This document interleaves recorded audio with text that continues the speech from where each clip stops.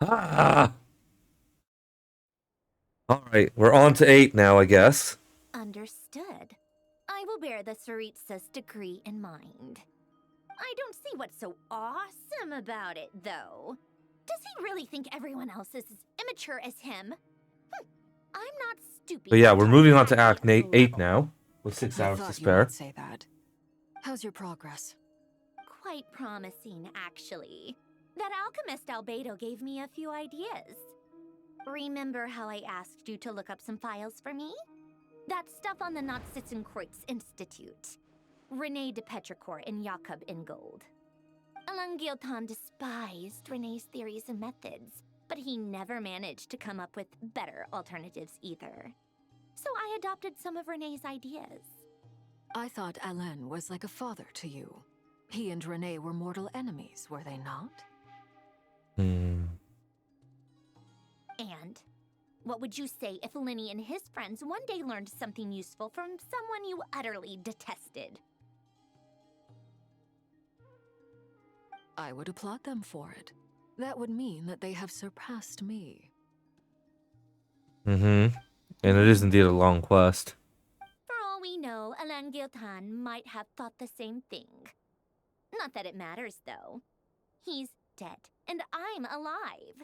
So it's my call to make. Once you Might die, overload does some another encoding here, but help I'm you gain gonna... life? I Only need to the fucking do living get to some decide what editing while happens we're next. playing this as well. Hey, come on out. They're back. Huh?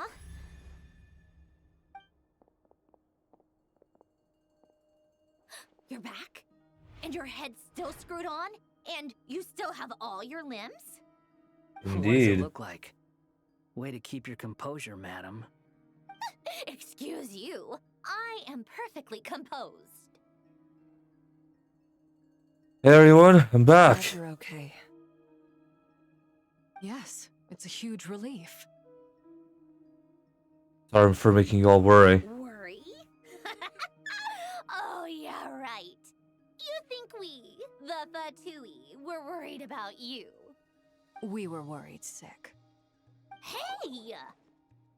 The Traveler and I were already friends. You are free to join this mission in whatever capacity you please. Much like your tea parties. It's a laugh a minute with you guys. I must say, I was quite surprised when Mr. Albedo told me he would need no additional aid. We discussed this on our way back as well. I am Trying to rarely so figure out. unequivocal, but in this case, we had full confidence in Hat Guy. He said he knew what he was doing. Albedo and I pretty much had to just wait outside on standby. Meanwhile, Hat Guy broke into the energy field and rescued the Traveler solo. You didn't have to mention that. Well, I'm thoroughly impressed. You are a force to be reckoned with, Hat Guy. He really is. Is he really back? Paimon! Traveler! It's really you! It's at least not Mr. Guy. Indeed. It's really me, Paimon. I'm back. Oh, thank goodness! Paimon missed you so much! You can finally breathe easy, Paimon. It's great to have you back in one piece! Oh, Paimon's been having nightmares the whole time you were gone! Look at them. You know, once you reach my age, there's nothing better than watching a misty-eyed reunion between friends. That's nothing. Same goes when you get to my age, too. I bet Ino and Anefa would be tearing up as well if they were here. No, no, no, no, no, no, no, no, no. Okay. Varka, 5 at the I'm not end. sure Anefa can cry. Oh, yeah, good point. Hey, your eyes are looking a little red and puffy. Come here. Let's hug it out. Aww. What? Ew, no. No, thank you. You're not my dad, okay? Knock it off. Everyone, I'm sorry for all the trouble I caused you. But the silver lining is, I didn't come away from this ordeal empty-handed. While I was being held captive, I learned a lot about Dottoro's current capabilities, and what he plans to do with them. Allow me to explain.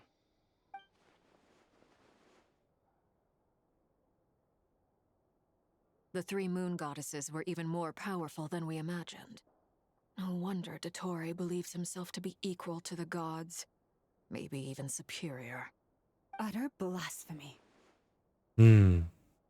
While everyone was gone, Nefer and I made an interesting discovery.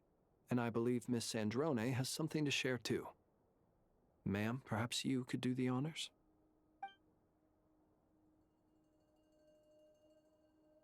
Called it.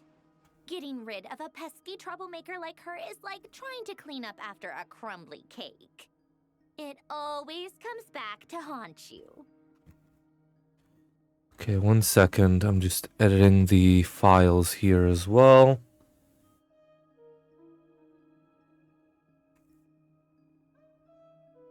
Okay. Nina's alive. I knew she wouldn't give up. Our next step is to find a way to bring her back. A place where time flows backwards, with no destination in sight. Surely it must have been created for a specific purpose. But I fear the answers are buried deep into VIII's history, held by great powers beyond our reach. It sounds like she's on a specific path through time, just traveling in the opposite direction to us. The question is, where does that path lead? Or will it keep going to infinity? We considered that question as well. Strictly speaking, time is not infinite. Indeed not. Every road has an end. Nicole! You sure love quietly sneaking in mid-conversation. I do, in fact. It's something I've always done at our mages' tea parties. Quiet, mysterious, and persuasive. You wonder what lies at the end of her road. Well, just as the world has a beginning and an end, so too does time. And so, the end of the road is the moment that Tevat was born. But where Miss Columbina will end up along this road, that depends on where this particular river of reverse time began. What about the original moons and the moon goddesses? Do they have a beginning too? All things do. In the beginning, no moons adorned the sky. It was the Dragon King Nibelung who raised the 3 moons into the heavens, and thus were the moon goddesses born. They were shadows of the planet, born to wield Nibelung's authority and oversee the world on his behalf. They were extensions of his will, manifestations of his majesty. Yeah, we're going through this again. Got it. Cool, cool, They cool. disappeared just as suddenly as they had once been brought into being. Nobody knew where they had gone.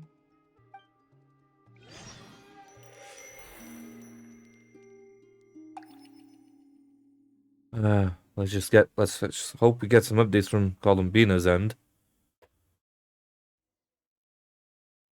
Like I thought, no more paths back to reality have emerged since. But how can I be sure that I'm going the right way without scenes from reality to keep me on track? I can't even be sure of how long I've been walking for. The further I travel, the less stable this space becomes. There are even moments where I can sense something. Hope she doesn't encounter frickin' Rare in here, though, to be fair. Just materialize out of thin air.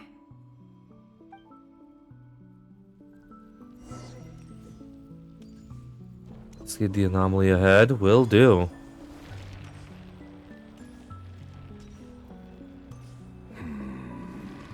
It is him!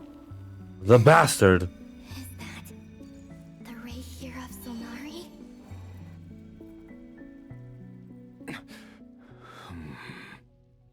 You are the moon goddess. But please, there's no need. I'm not interested in fighting anymore. I find that a little difficult to believe. Yeah. Honestly, so do I. The way you used my own power against me was... It was a brilliant strategy. And then, in the final moment before I was thrown into this space, I got to see an old friend. Mr. Dainsleif. Right. It was so long ago now. Yeah, I also want Riru to be We were I want friends Riru once. to be playable. When I first got here, I was filled with hatred, remorse, and rage. How I cursed and devoured. I tore everything here apart. I was consumed by the desire to leave this place and have my vengeance. But to no avail. This is a place with no exit. This is the second time I've entered this space. Though I have no memory of the first. I was torn to shreds the moment I entered. But this time I survived. It must be partly because of this new body. And partly because of all the Kuvaki I absorbed in Nodcry. Are you the source of the abyssal power in here? Not all of it. Some is from when I first arrived here and tried to destroy everything. But there was already a degree of abyssal power here, before I entered. And like a venomous snake baking in the merciless sun, it tried to slither into my shadow. Tried to? So, you rejected it? Yes. Because after that, the world suddenly became silent for a moment. What do you mean? The voices in my head, they were gone. And then I saw her. Thelindis. Thelindis. My former lover. Never mentioned that she saw a memory of Thelindis leaping into the moon's reflection. More precisely, I saw her afterimage. I'm sure the real her is long gone. She was just an ordinary Conrian. She couldn't have survived here for very long. Anyway, why have you come here? Didn't you know it was a dead end? If I hadn't escaped through the moon gate, my friends would have been in far greater danger. Oh, I see. Because of your power. The power of a moon goddess. What? You'd like to know how I know, wouldn't you? The one who resurrected me said so. I could hear a deep lust for power in his voice. No, Dottore was behind Riru anyway. Do you mean... Are you fucking kidding me? Dottore. So that's what he's called. He'd been collecting fragments of my body for a long time. Also that he could resurrect me at the moment of his choosing. I had no interest in his research.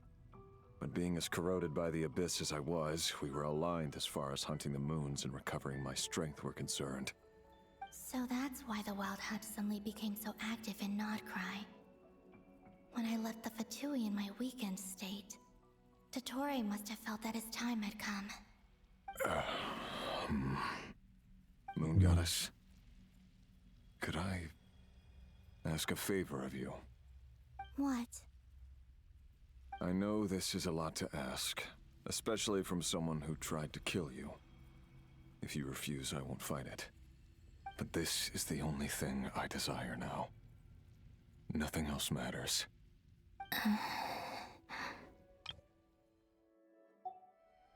What do you want? I'd like you to take a message to Thelindis for me. Thelindis? Yes, she's dead. But like I said, I saw her afterimage. I can sense that some part of her soul remains here. Far, far ahead. Why don't you go and speak to her yourself? I can't. I don't know why, but I can't move freely in this space as you can. All I can see is a glimpse of her walking away. Just like the moment when I last saw her in life. In return, I will clear these abyssal obstacles for you. No, not in return. I'll clear them for you, whether you want to help me or not. It feels like something I ought to do.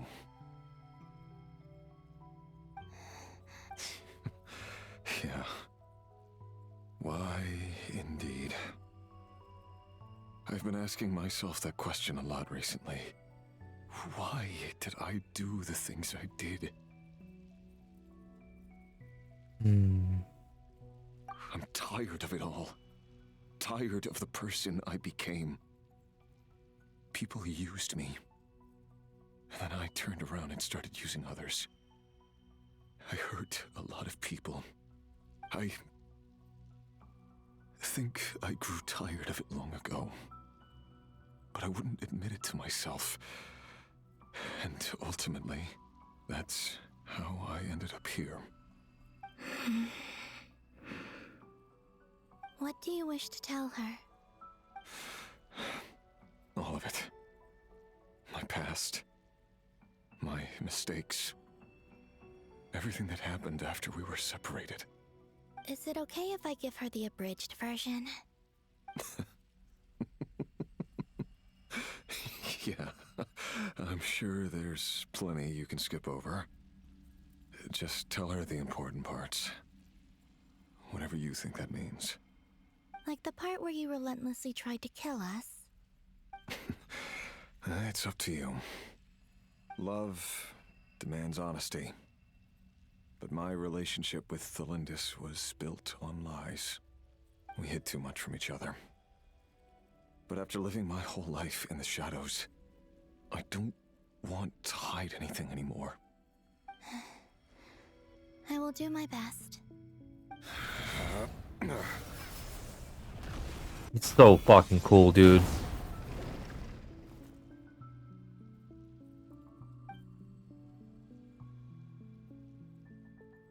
There. The Abyss will no longer stand in your way. Even though Mr. Dainsliff felt he had to fight you, I think he still regarded you as a friend. Dane? He said that you betrayed him, but he also felt great remorse at never having understood what you were truly going through. Why tell me this? Because if he'd known that someone could take a message to you, I believe that's what he would have said. Thank you. It means a lot. I know this will sound strange coming from me, but don't die, Moon Goddess. I can tell that you're determined to get out of here.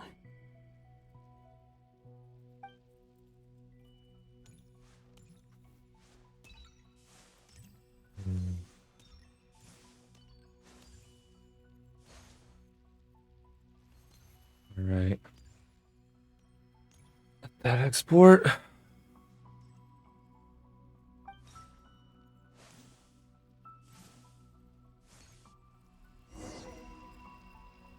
Actually, we'll just cancel. Let that cancel. Let that He be. kept his word. The Abyss is no longer obstructing my path.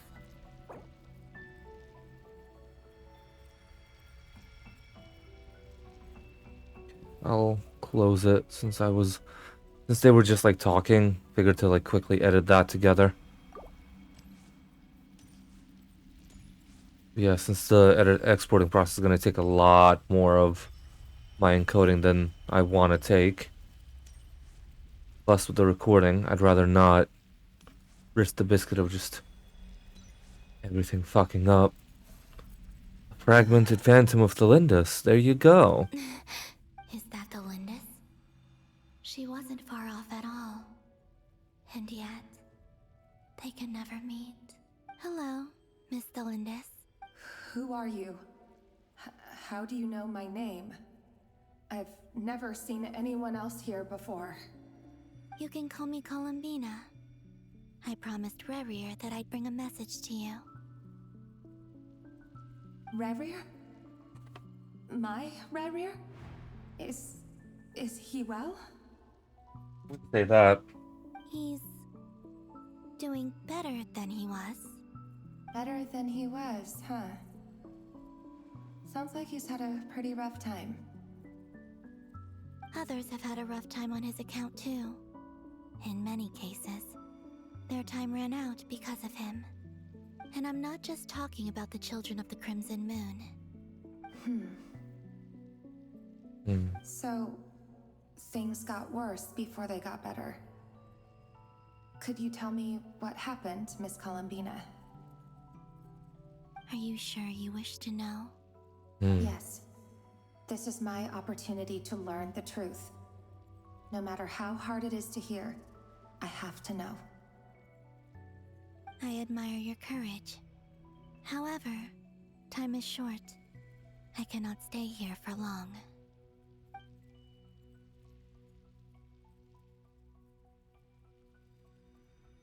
Ryrir had seeds of hatred in his heart, and many people nursed them for their own ends.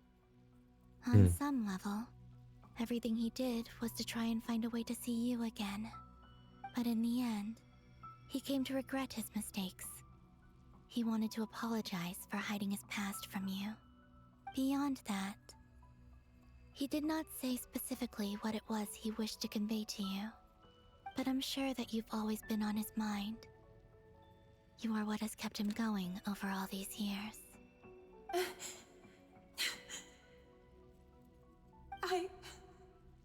I'm sorry, Miss Columbina. This is so upsetting. I'm not sure how to put my feelings into words. It's all right. I understand. Well, that's everything from me. So, I guess I'll be... Wait. One moment. Time flows backwards here. The road ahead only leads further and further into the past. I know. I intend to reach the end of that road. Without a moon marrow, without the 3 moons' power, you won't make it far. Wait, unless... Are you one of the moon goddesses?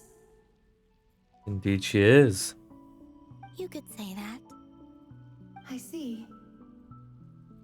I often think to myself, if life is like a train ride, why haven't I reached the terminus?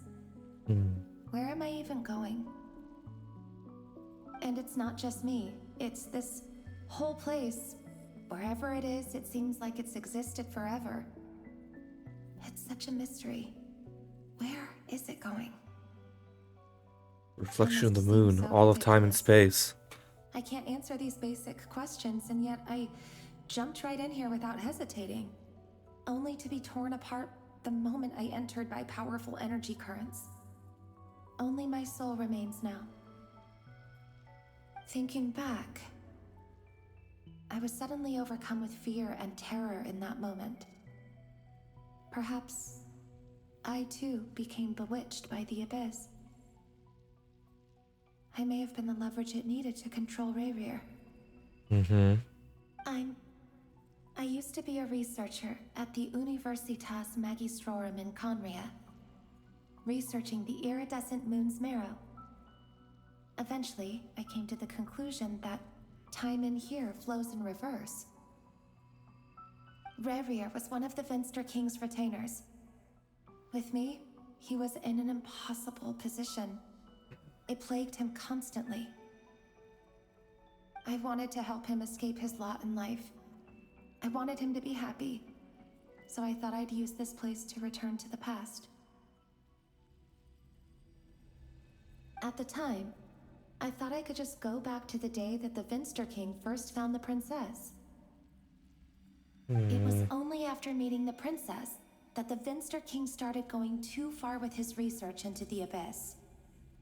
That was the day all of our woes began. I thought I could stop the king from ever meeting her and solve everything.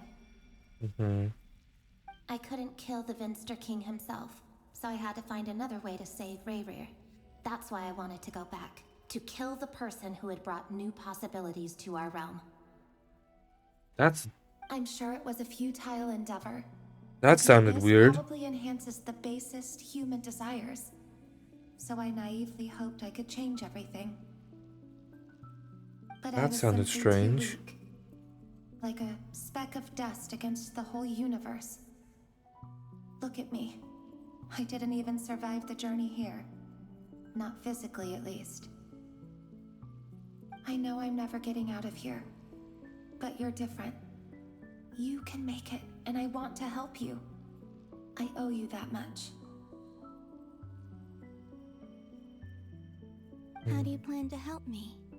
Have you noticed the golden energy that exists here? Based on my past research and my observations since coming here, I believe they carry you forward faster. I can share what I've learned and help you understand the pattern in which this energy appears.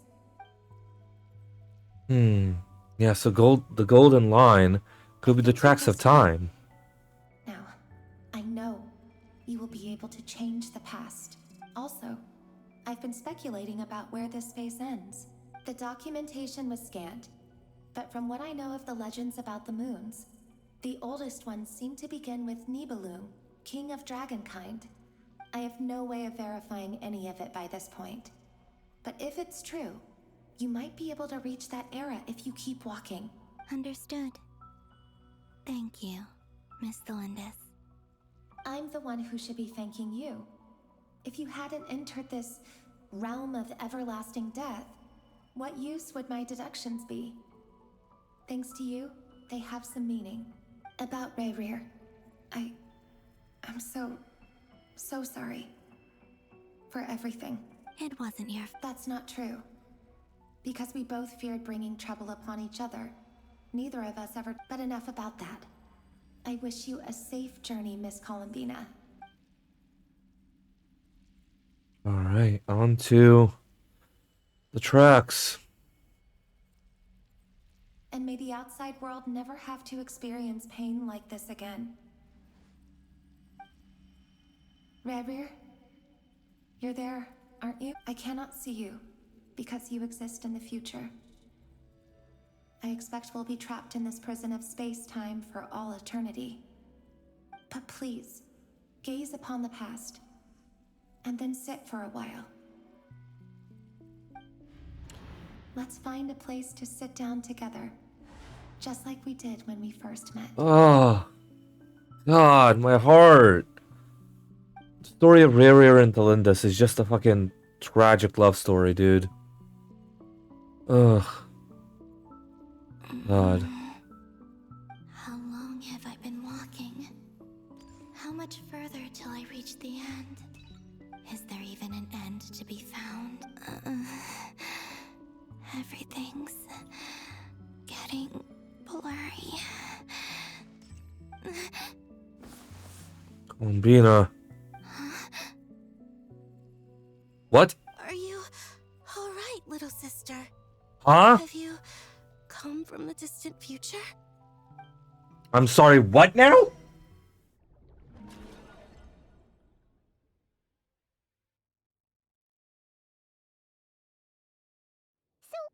How exactly did the moons just disappear?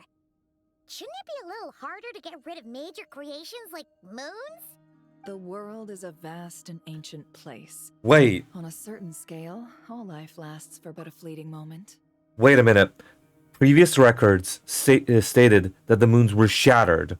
The frost moon, the frost moon, the iridescent moon, and the eternal moon. All two of them were shattered, and the frost moon was the one left. So what do you mean now? The NPCs are saying that all three moons disappeared. So Columbina's plan worked. So now we can say that Columbina's plan worked. He's dragging all three moons across time-space. Miss Nicole explained that the moon goddesses likely perished in the War of Funerary Flame. The moons themselves were also destroyed at that time, save for the Frost Moon, from which a new moon goddess was later born. Am I missing something then? 'Cause the stories say that the moon goddesses were born on the moon, but doesn't Columbina say she was born in Nodcry? Huh. You're right. Why do their birthplaces differ?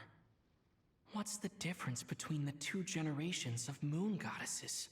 Also, remember what Sandrone said? Her scans detected 4 moons. In other words, 4 moon marrows. Technically, the result of the scan means that 4 moon marrows were detected and positively identified as moons in that moment. In other words, this piece of information alone isn't enough for us to know how Miss Columbina is doing right now. Yep. We have no way of staying up to date on whether she's dead or alive. She's on her own for now. But at least she's trying her best to get back to us. Yeah. She's a tough cookie. And a sore loser, too. We have to trust that she'll find a way. Because we really need her power. As much as it pains me to say it, we've got no chance of beating Dottore in a straight-up fight. He's much too powerful. It wouldn't even be close.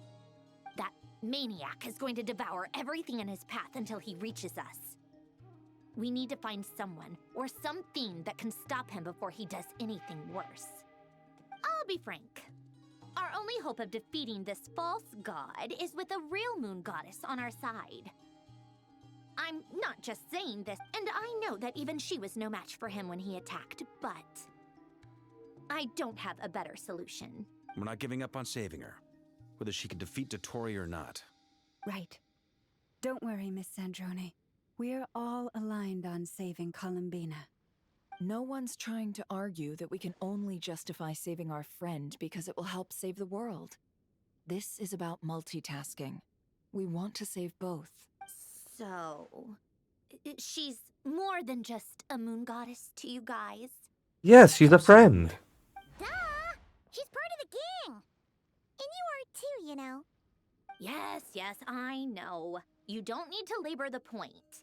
I knew that the moment I came running over with my documents that I was part of the in-group.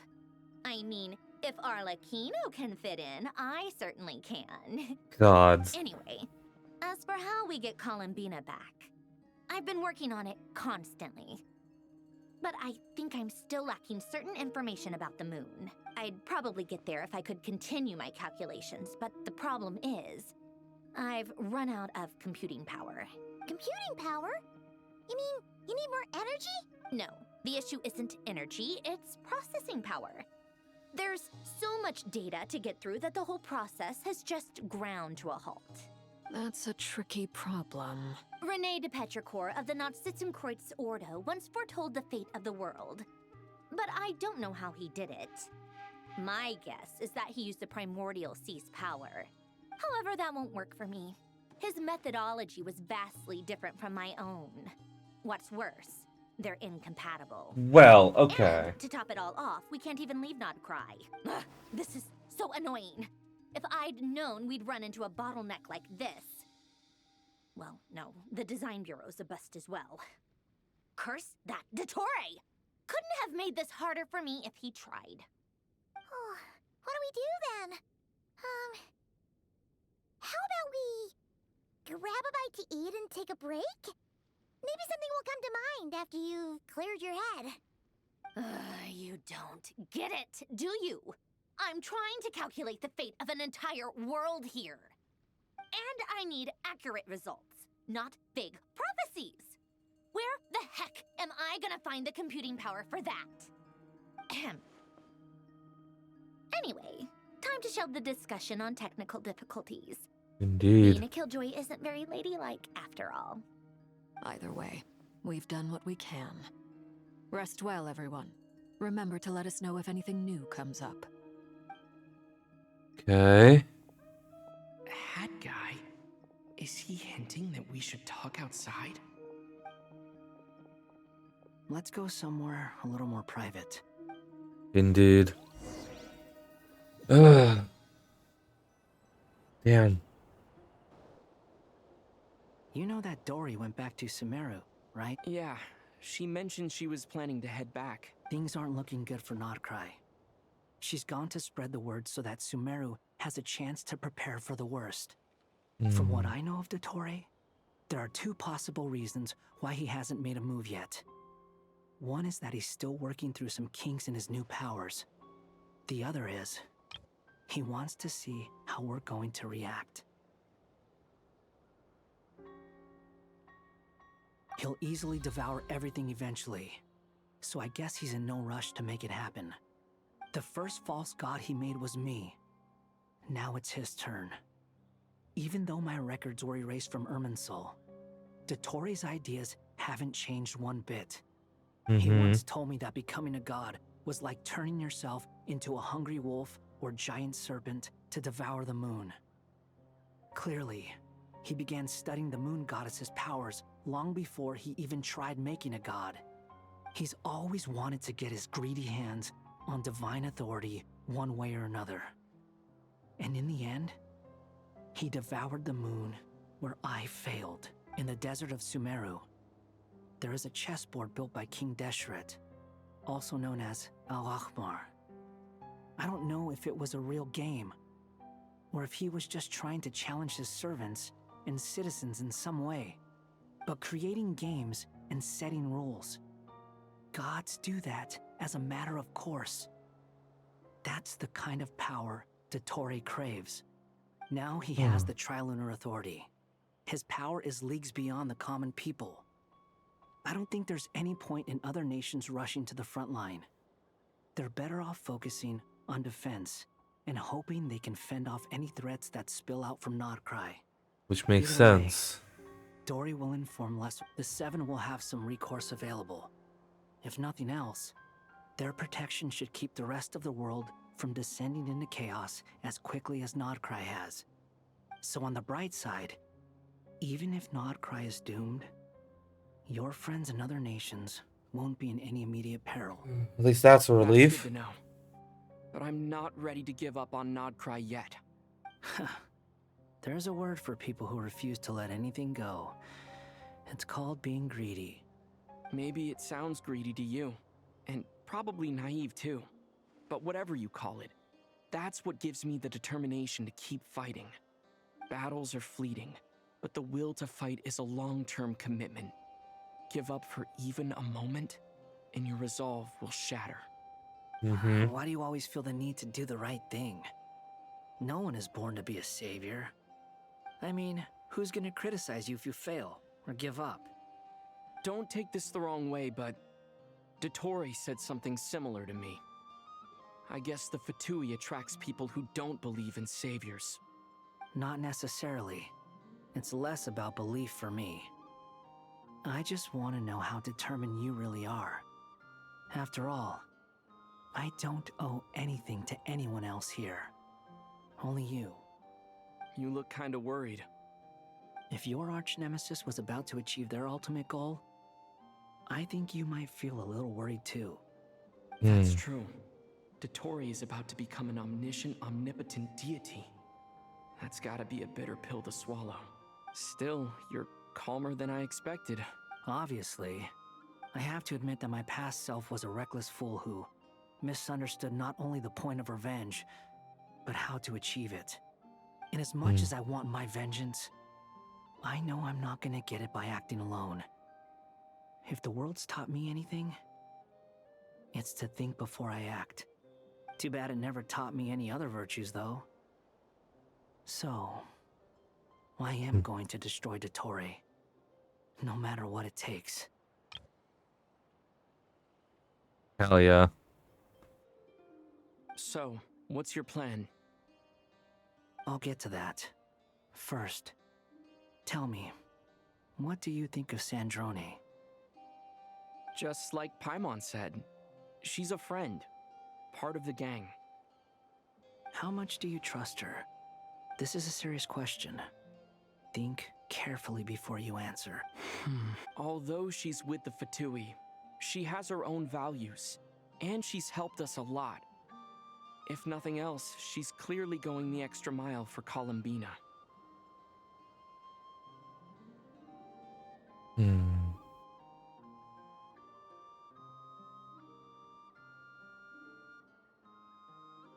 I see no reason not to trust her. If you say so. In that case, the three of us need to talk. I have some thoughts about her computing problem. It can be solved, but it will come with a cost. How much? If I can afford it, I'll cover it. Sometimes your heroism really backs me into a corner. You know that? Come on, let's go talk to her.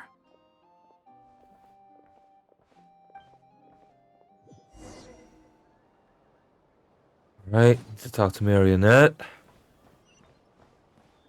Oh boy, what a time.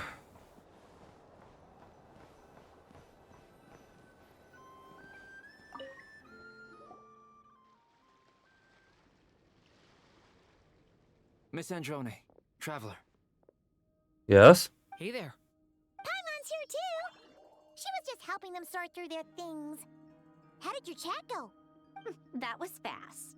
The call only just ended. Well, you said it was urgent, so we got here as quickly as we could. Albedo, I have some alchemy questions for you. Hmm. I see. Looks like my knowledge proved useful after all.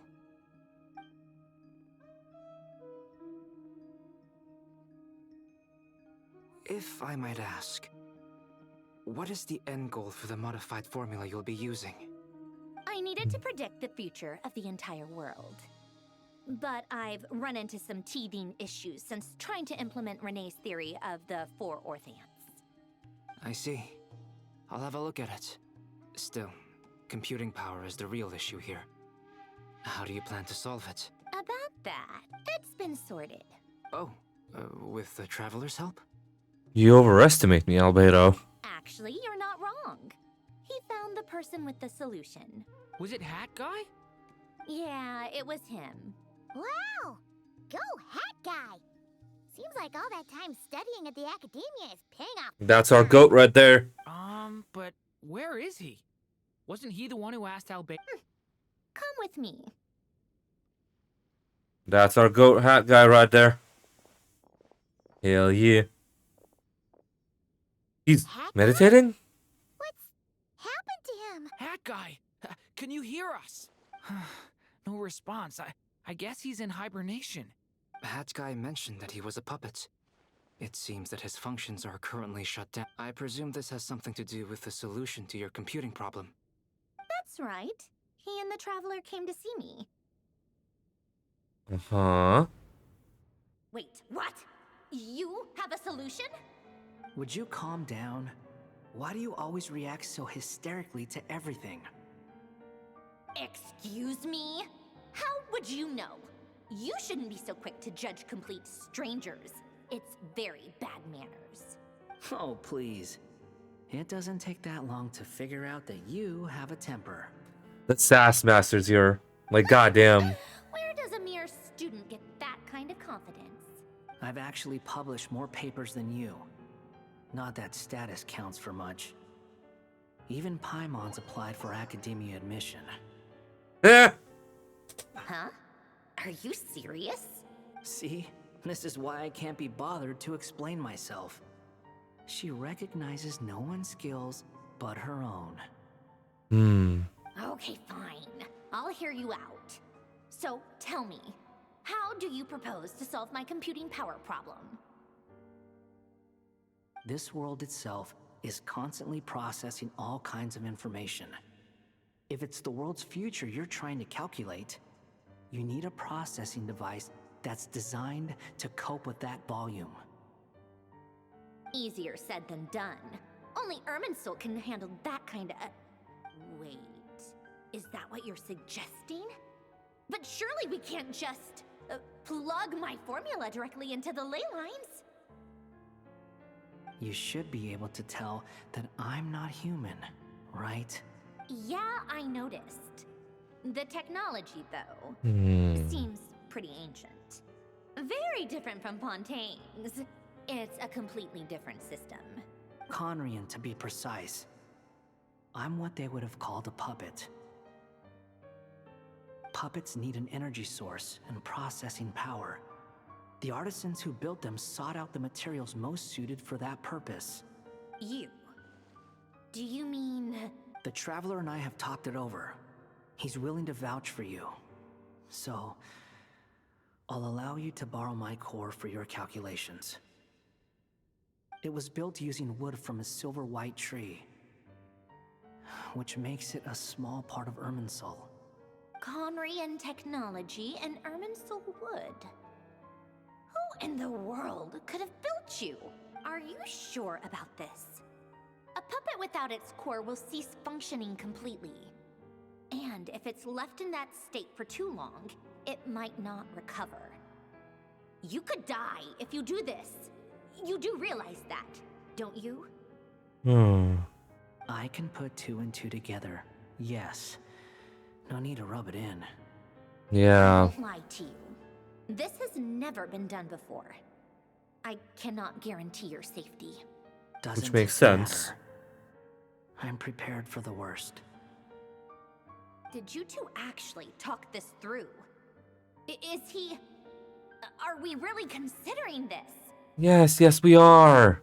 Yes, we discussed it. The bottom line is, he trusts me, and I trust you.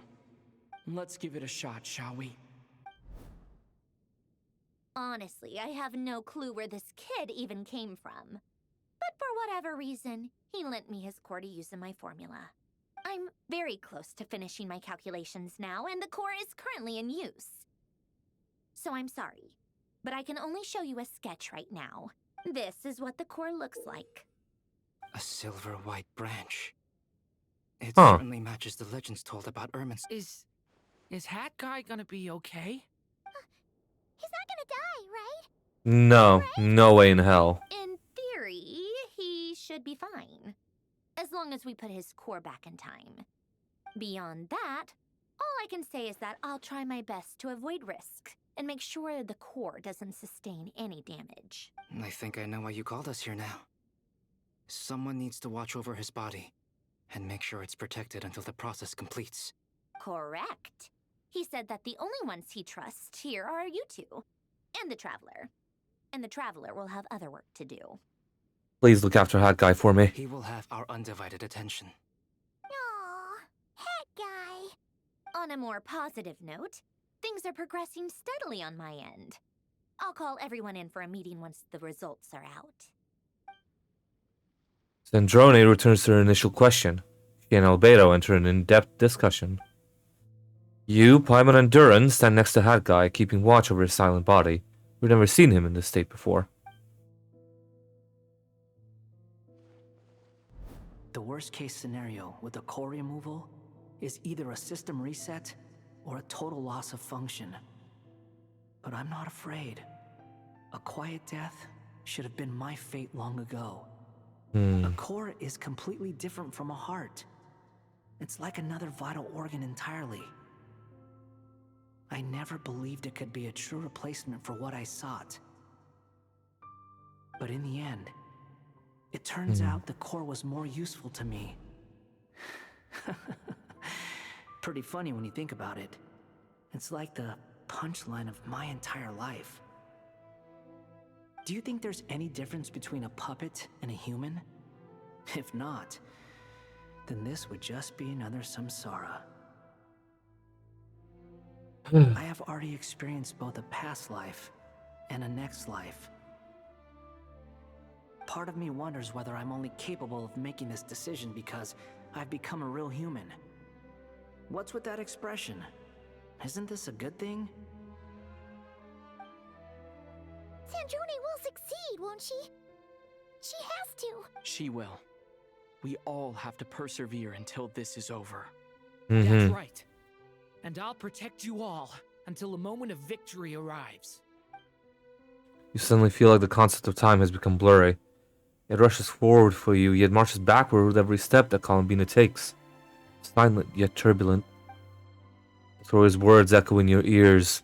These 4 divisions anchor the world and shackle those who live in it. He may be deranged, but he understands well the rules of the world which now test you all.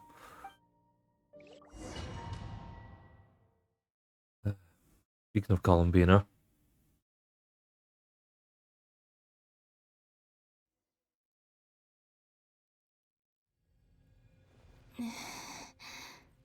Who are you? Call me Sonnet. You have the same power as Canon. Sonnet. So, you're the goddess of the iridescent moon? Yoink. Oh, goodness. You recognize me? Well then, what's your name? Columbina. Columbina Hyposelenia. Hyposelenia. What a lovely Did you choose it yourself?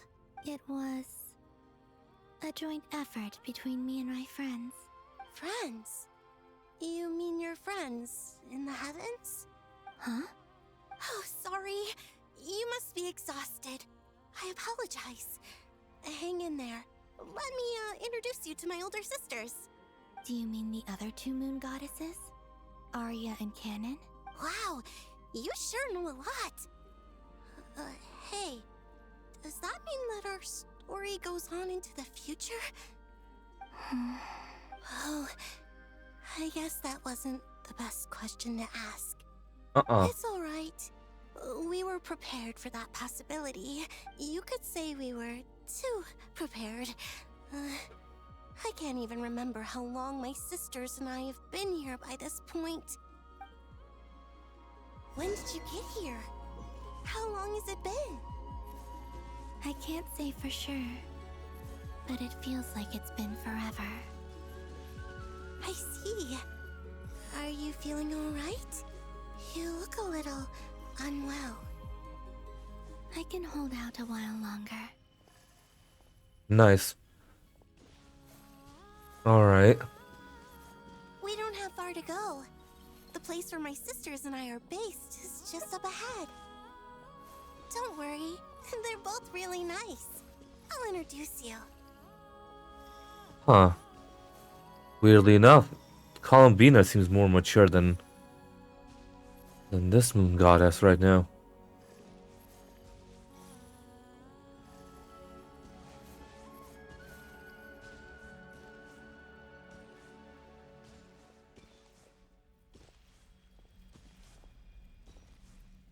Arya, Canon, Sonnet. Huh.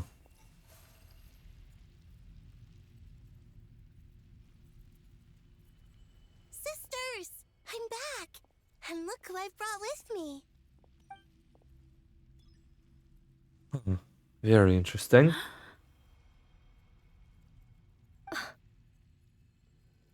It's our lovely little sister, born in the far future.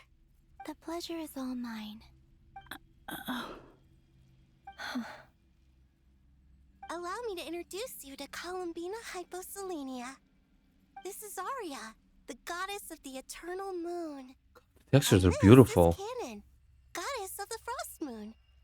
Canon, don't you think Hyposelenia's power is similar to yours? Hello, Columbina. I apologize for our startled reaction just now. And please, forgive our little sister if she's been annoying you. She tends to talk a lot. Aw, You cute. seem shy. Don't worry, Columbina Hyposelenia. No one can hurt you here. Could you tell me where here is? Please. I must know. My dear sister, this is where Tevat's original ruler, the Dragon King Nibelung, Okay. imprisoned the moon goddesses. What? Yup. You're scaring her, Canon. No, please. Nibelung, our original master, created us in the distant past to maintain Tevat. But he left this world and traveled into the dark universe beyond, to explore worlds vaster still. Day and night, we fulfilled our duty in the heavens, until the day that the first Descender arrived. The great ruler of the firmament. The heavenly principles. Is that what later generations call them? I see. But we did not reject them at first, nor did they seem to harbor ill intent towards this world. We coexisted in peace. They were like a guest in our home. Slowly, however, we came to realize that our guest had a growing desire to change and dominate the world.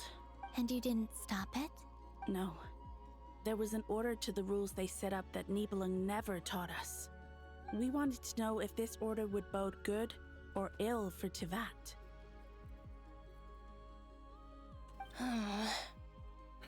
All right. Canon and I wanted to know. Sonnet was against it from the outset. Later, we discovered that this great ruler of the firmament bore an almost paranoid hostility toward the desire of certain life forms to seek power. Or perhaps they feared them. They would even cast down celestial nails as manifestations of their power, to punish the civilizations of the world below. Only this was far beyond mere punishment. Right. Their rules brought order, but the price people paid for merely testing the limits of those rules was far too great. I did everything in my power to help the punished escape catastrophe, but still, too many lives were lost. The ancestors of the Frost Moon Scions were some of the ones you helped. But just when we had decided to take countermeasures, the Dragon King, Nibelung, returned. And so began the War of Funerary Flame. So, that's the name the world gave that war in the future. Well, who won in the end? As far as I know, the Heavenly Principles won, although it came at a great cost. They remained in Teyvat, where they continue to rule to this day. And the world's original master, the Dragon King Nibelung, was destroyed. And what of the moons? Are there still 3 moons in Teyvat's skies? No. You can tell us the truth, Columbina. We know we are but remnants of a bygone age. We are prepared for the answer. Only the Frost Moon remains. But it has been cast beyond the false firmament by the Heavenly Principles. The eternal and iridescent moons were both shattered during the war. Okay, so it is still true. So death finally came for us in the end. Sonnet. But you're still here, aren't you? A moon goddess cannot live without her moon, Columbina. She's right. That's why I began to disappear. Because the Frost Moon is cut off by the false sky. How much worse it would have been if it were outright destroyed. Our souls may endure within this lunar palace, but if our moons are destroyed, then we shall disappear the moment we depart from it. I'm sorry. There's no need to apologize to us, dear sister. If anything, we owe the world an apology. If only we'd decided to act sooner, rather than arguing amongst ourselves. all the more reason not to spend this time in regret and repentance. Instead, we should focus our efforts on how we might help our future sister. Sorry? Don't you see, Columbina, your story is not yet over. Is that not why you are here?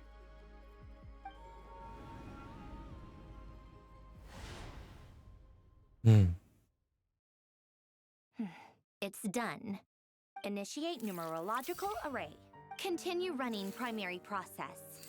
Calculate the world's fate through extrapolation. And identify nodes of potential change. Secondary process? Scan for moons. Still 4. Wait, let me think. Is it possible that there's something I've been misunderstanding about the moons all along? Variables. Variables in the world. I know where potential variables within the world come from. So what about the moons? Are there any variables there? What the hell? Like their life or death, for instance. What if being alive or dead makes no difference to a moon? But that's so strange. Even immortal gods can die. Why would the moons alone be... Wait! I've got it! I've got it! If alive or dead is considered a variable, we might have had this wrong the whole time. No one ever said that a moon marrow equals a living moon. We just made that assumption ourselves. Initiate secondary process. Scan again. This time filtering out interfering perimeter. Moon marrow. I don't care if they're natural or artificial. Get them out of my search results! Why? It says 3 moons still exist in Teyvat, even after excluding the moon marrows. But we know for a fact that 2 of them are dead. Redo the scan. Narrow the results to living moons and real moons. No, scrap that. Narrow it down to moons that have lunar authority and remain alive. Why? Why is it still 3? What is this, Columbina? Has the world lied to us? Or are you the one pulling the wool over our eyes? What is going on? Why is it still 3? So, you think that the moon's reflection might be where Nibelung imprisoned the 3 moon sisters? Yes, it would explain a lot, such as why that space would respond to a moon goddess's power, opening the moon gate at her command. It would also explain why Miss Columbina has been unable to leave, and why time flows in reverse there. In the messages she sent, Columbina promised us she'd find a way to return, but we have no way of knowing how, when, or where this might happen. The fact that she still has yet to reappear in this world indicates that returning from that place is no easy feat. We cannot afford to simply wait for her. So you're saying, if she could return by her own power alone, she would have done so long ago? Yes, she certainly wouldn't leave it to this late stage when it's so touch and go. I've been giving this some thought, and I've come to believe that Luanatar might be an anchor that she left behind, as a sort of future waypoint. This could also explain why Luanatar is always by the traveler's side. Sounds like a plausible theory. If that's the case, there must be some criteria we need to fulfill to allow Columbina to return to the present. The question is, what could they be? Another call. Hello? Listen up. This is extremely important. Why are you... You're still in the curatorium. Why are you talking from, like, a different room? Why are you doing a phone call from a different room? Not only is Columbina alive, but she may well exist in a form unimaginable to us. I'm still unclear on the details, but she's done something truly inconceivable in the past. And the clue to what she's done lies in the moon and Teyvat sky. Truly amazing. Oh, I'm so delighted for her. I'm sure we all feel the same. Okay, never mind. And I'm There sure we go. Columbina is ready to get back here and fight by our side. I'll keep my calculations going and try to find some way of coordinating with her. But that's not an excuse for everyone else to slack off, okay? All of you had better keep trying to think of solutions. How can the dead moon still live? And Luanatar...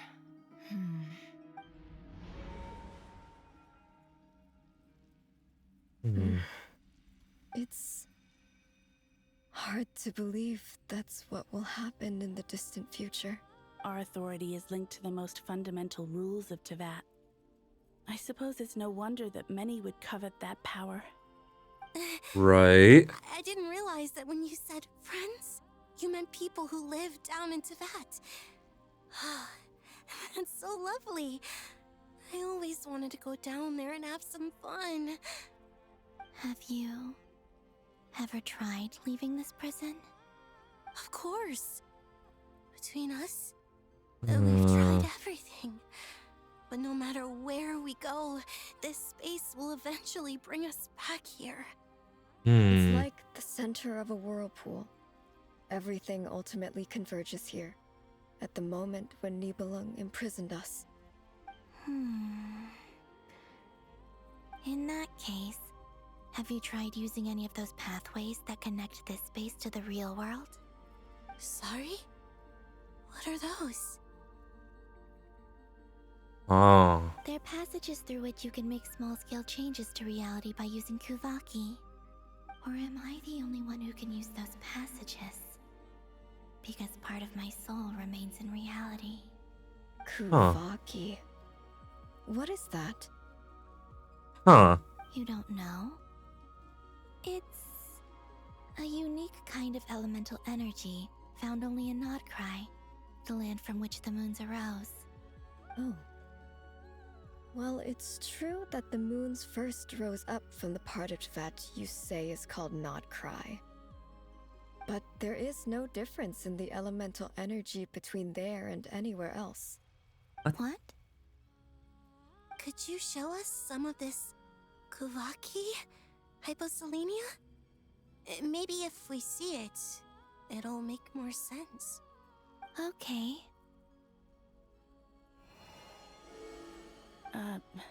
Isn't that just your power? So, okay. What? But it's everywhere in Nodcry.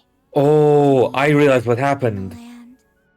Even the creatures who live there have adapted to its influence. Because the parallel between... Columbina and Rarier is still present here. Rarier's corpse scattered across Nokrai to create the Wild Hunt. But maybe the corpses of the moons scattering that created Kuvaki. How curious. This Kuvaki certainly did not exist anywhere in the world before we were imprisoned. Let alone influence living creatures. So, how exactly does it affect them anyway? Can they float in the air like us? This is so strange. Why would their reality differ so much from mine? Columbina, you're looking for more than just a way out of here, aren't you? If I am to help my friends, I will need tri-lunar authority on par with that of our foe. You mean... you'll need our power? This sounds extremely risky. Consolidate the three moon sisters into one. The three moons' powers are not mutually compatible. Concentrating them into one goddess will be a very painful process. And if anything goes wrong, it could tear you to pieces. I know. But I'm willing to take that risk. Even so, let's say we successfully transfer our authority to you. How will you take it outside this prison? The Trilunar Authority can shift the balance of time. So, like, if she has the full authority of all three of them, she can just pull herself forward in time. Niblin constructed this realm specifically to prevent us from using our powers to interfere in his war. No moon goddess can leave this place alive. What if I don't leave alive? What? Where do we even start? How are we supposed to figure out what we're meant to do to help Columbina?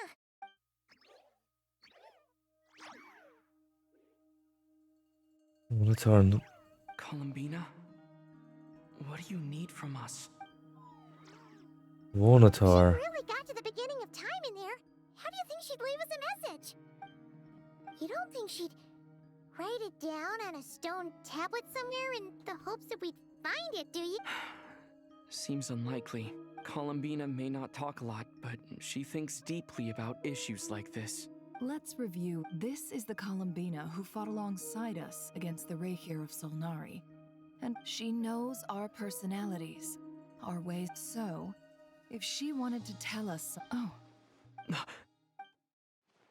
Luonatar itself.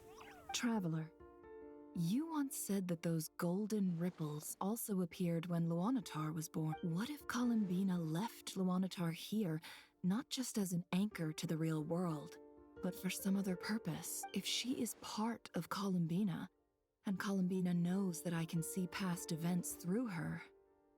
Oh, yeah! Nefer, wait. If you're right about this, and you can really see past events through Luonatar, your eyes... Oh, I know. Looking at Rarir's past in Conria was already enough of a strain on my eyes. Looking this far back into the past... It'll surely blind me. But for how long? Because, like, Llama can just heal it. But it's our only chance. This is the only way. Llama can just heal it. It's fine. We spoke about this once, a long time ago. Do you remember what I said, Yehoda? The day I lose my sight, the Curatorium of Secrets will be yours to run. But... What's wrong? I'd be overjoyed if I were you. This day's come a lot earlier than either of us expected. I need to know you'll honor our agreement, Yehoda. Promise me. Damn. Yes. Are you sure you don't want some time to... What is there to think through? I should have gone blind after our battle with Rerir. Frankly, it's almost criminal that I got away with it for this long. Damn. Then at least let me take some precautions on your behalf.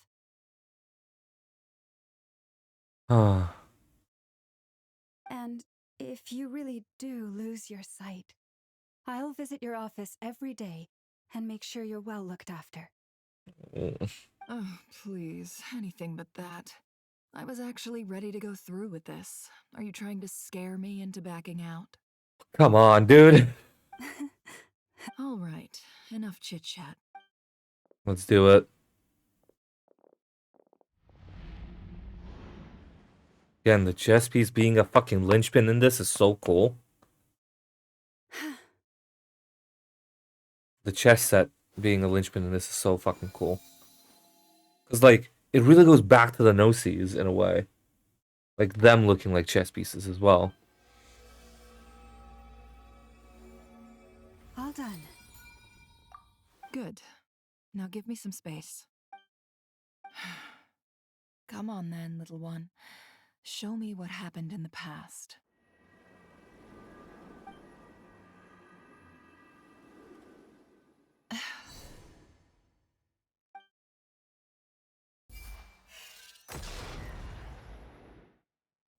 On. Between the Trilunar Authority, Kuvaki, and the sole surviving moon, the Frost Moon, I think I might know how to get back. Time to go talk it over with them.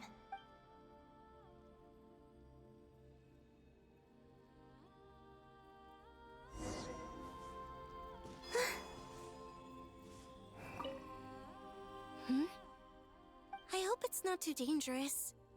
You really scared me when you said that thing about not leaving here alive.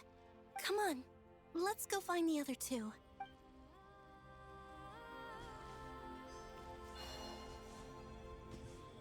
It seems you have reached it. I'm all ears.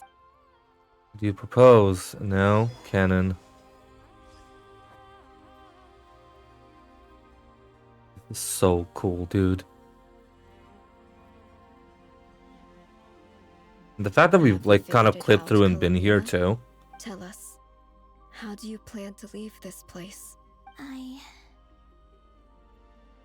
intend to die here, in this moment, and then be reborn in the future with the help of my friends. What? What are you saying? How can the dead be reborn? And how will you inform these future friends of your plans? You can't exactly leave oracles. Nothing can escape this place. Not a single ray of moonlight. And even if you found a way, what if they never find the message you left for them? You'll... No, that won't happen. Come again? They will find my message. I'm sure of it. I'm not following. How exactly will you achieve this? It's quite simple, real. First, I will leave my soul here. Right. I see it. Your soul? You mean you're a divinity? Yes. I once left a portion of my soul in the future. One so small that this prison barely noticed anything.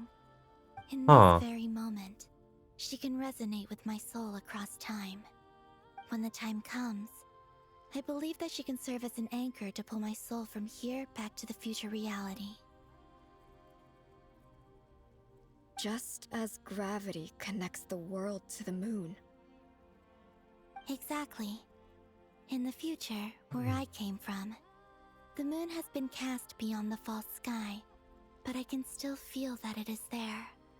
In a similar way, I can feel a connection to the soul fragment I left behind even now. My friends can use it to detect my presence. But how do you just leave your soul here? Is that even possible? On my way here, I met an ordinary mortal who entered this place long before I did. Her body is long gone, but her soul remains. And before that, I encountered an old enemy whose entire soul survives here intact, while the power that once corrupted his body has faded away. So, perhaps this space is specifically designed to imprison divinity and authority, but not the physical body. Still, even if your body can escape, would it not just be a lifeless husk without the soul inside? That's what the anchor is for. Is that what you meant when you said you wouldn't leave alive? Yes. I shall turn my body into moonlight and pour it over Nodcry. That power shall protect the land and quietly blend into it, awaiting my soul's return in the future. However, I cannot do this on my strength alone. So she was the origin of Kuvaki. So I'm humbly asking for your assistance. Oh, dear sister, you need not be so formal. As I said before, we are but remnants of a bygone age. You, on the other hand, were born alone in that distant future, and you have walked along. Don't forget, we are your sisters.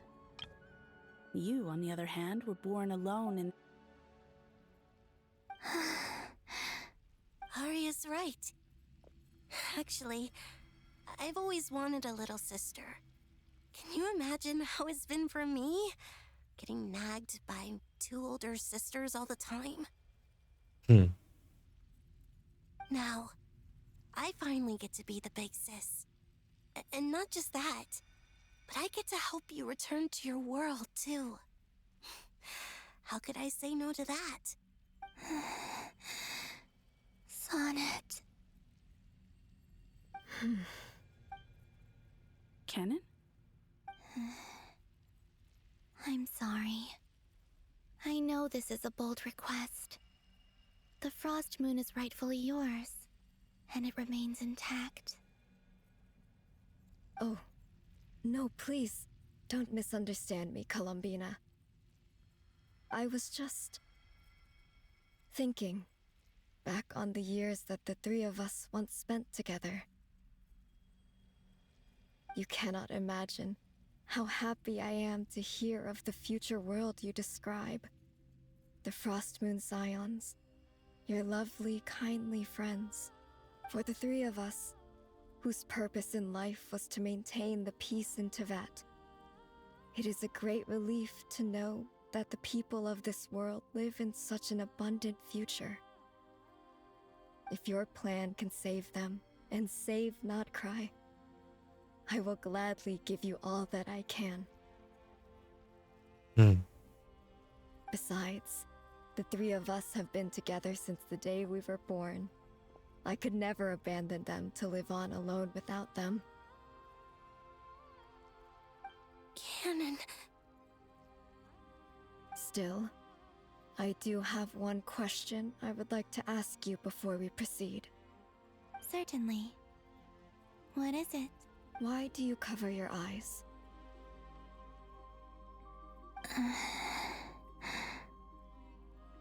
Yeah, I was curious about that too. But it seemed personal, so I didn't want to intrude. There was a time when I refused to look upon the world. I believed it was full of nothing but lies and falsehoods. I wished to hide my feelings, seal my heart, until I could return to my true home. I see. Perhaps that decision saved you from ever having to see the false sky again. But at the same time, you likely missed out on many true and precious things, like the smiles on your friends' faces. Promise me this, Columbina. When you return to the future, open your eyes, take a look at the world around you, I and think we're see good. your friends I'm sure that you know this already, given that you long to return. But that is your true home. Give me your hand, Columbina. Arya, Sonnet, you too. Okay. All right.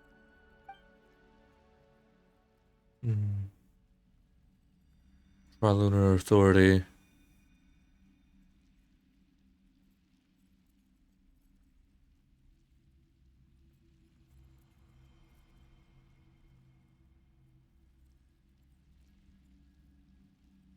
Oh boy.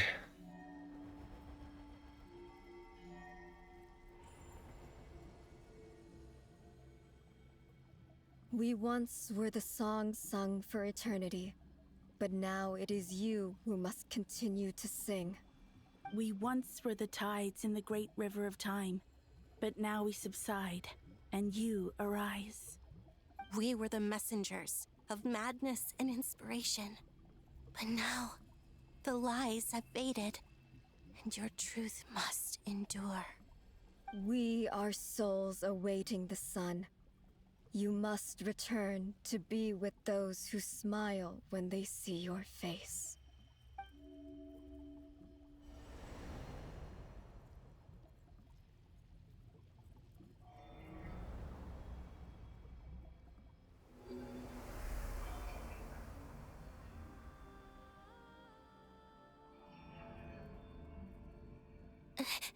Is it done? Yes. We have transferred the authority over all 3 moons to Columbina Hyposelenia. From this moment on, she is the Trilune Goddess, the one and only moon goddess of this world.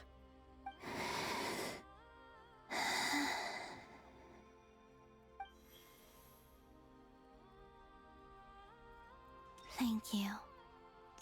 Thank you, my sisters. Now go, and do what you believe is right, Columbina Hyposelenia. Be aware that we cannot grant you the power of the 3 moons beyond these prison walls. The conflict that arose over their remains following our disappearance will still take place. I understand. Sisters, oh, my body. It feels... Now that we have given up our power and authority, our bodies are merely mortal shells. This prison is dissolving them as we speak. It's okay, Sonnet. The end must come for every god, just as it does for every human. That's all this is. The final destination of our lives. Canon and I will be by your side the whole way. We have one final request, Columbina. Could you use the 3 moons' power to send us back into the real world? Now that we have lost our powers, I doubt this space will seek to hold us further. It's just... we would like to spend our final moments together in the only place we ever called home. Of course. Gladly.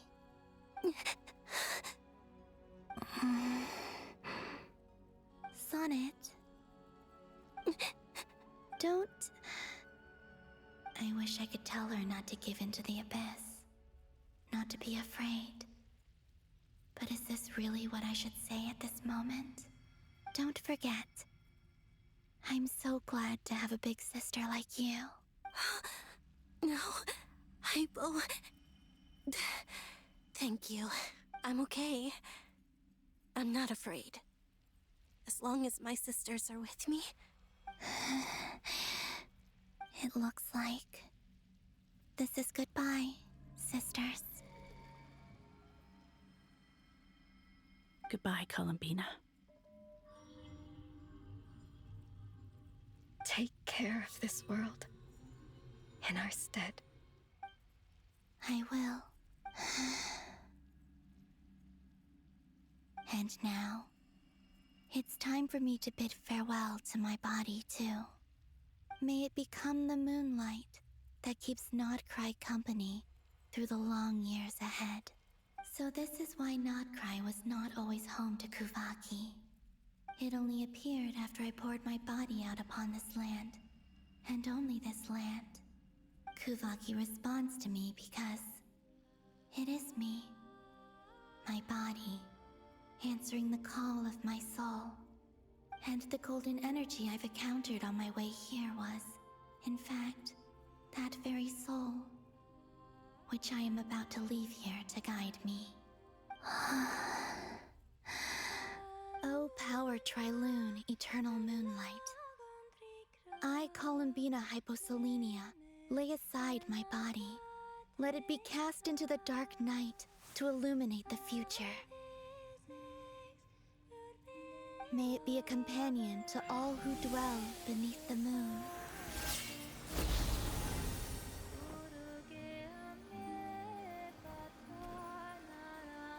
Until the time comes for me to return home.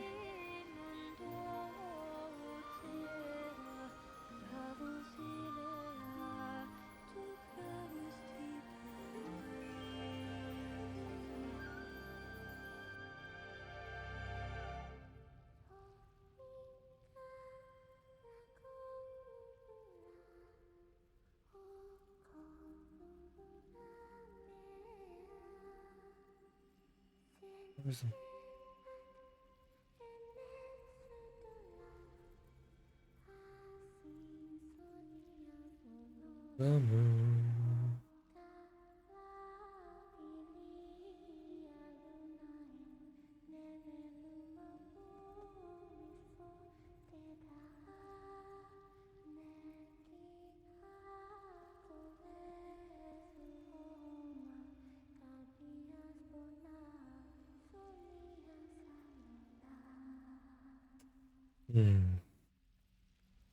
Damn. Holy crap. And now. Boss! That was crazy! Were we even allowed to see that? Is anyone? Oh, can you still see? How many fingers am I holding up? I see 2 fingers, and a look of sheer terror on your face. Truly astounding, Miss Nefer. Your eyes have glimpsed the very ends of the world, and yet they remain as sharp as ever. Or is the credit for this miracle due to Miss Lauma? It seems that even time itself is no match for your medical skills. Surely you jest, Mr. Flint. I suspect we have Columbina to thank. She must have realized the immense toll that the ritual would take and purposely set aside some of her power in the past to protect Nefer's eyes when this moment arrived. There is always a great price to pay for witnessing the truth, but it seems that this time, Columbina has shouldered that burden on our behalf. She chose the perfect method of getting a message to us. Though her eyes were always shut, she was clearly so perceptive. She knows us well. She knew exactly how we would think and what we would try. Despite being separated by time and space, we're seeing the same possibilities and seizing the same opportunities. We still don't even know if she's okay right now. But as long as there's a chance we can do something, we'll fight to make it happen. We'll get you back somehow, Columbina.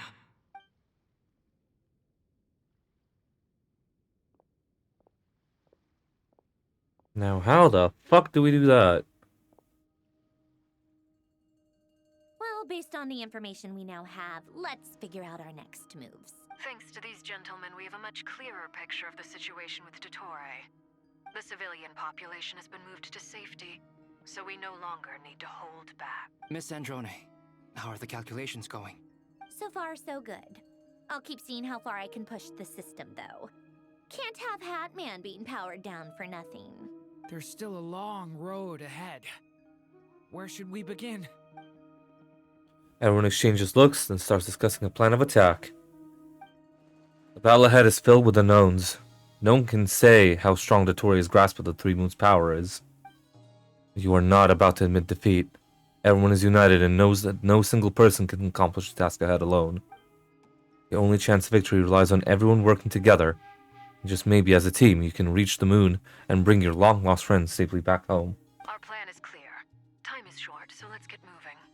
There's just never enough time, is there? Time is the bane of my existence. Ugh. Anyway, I'm gonna get back to work. All right, we'll do our part too. Yeah. Indeed. Right. Come on. Albedo's theory says that elemental energy can dilute the light. Hi, Rescue. How you going? How you doing, I'm bud? no expert in building elemental defenses. Sounds like something out of the advanced elemental theory section of the library. Whew.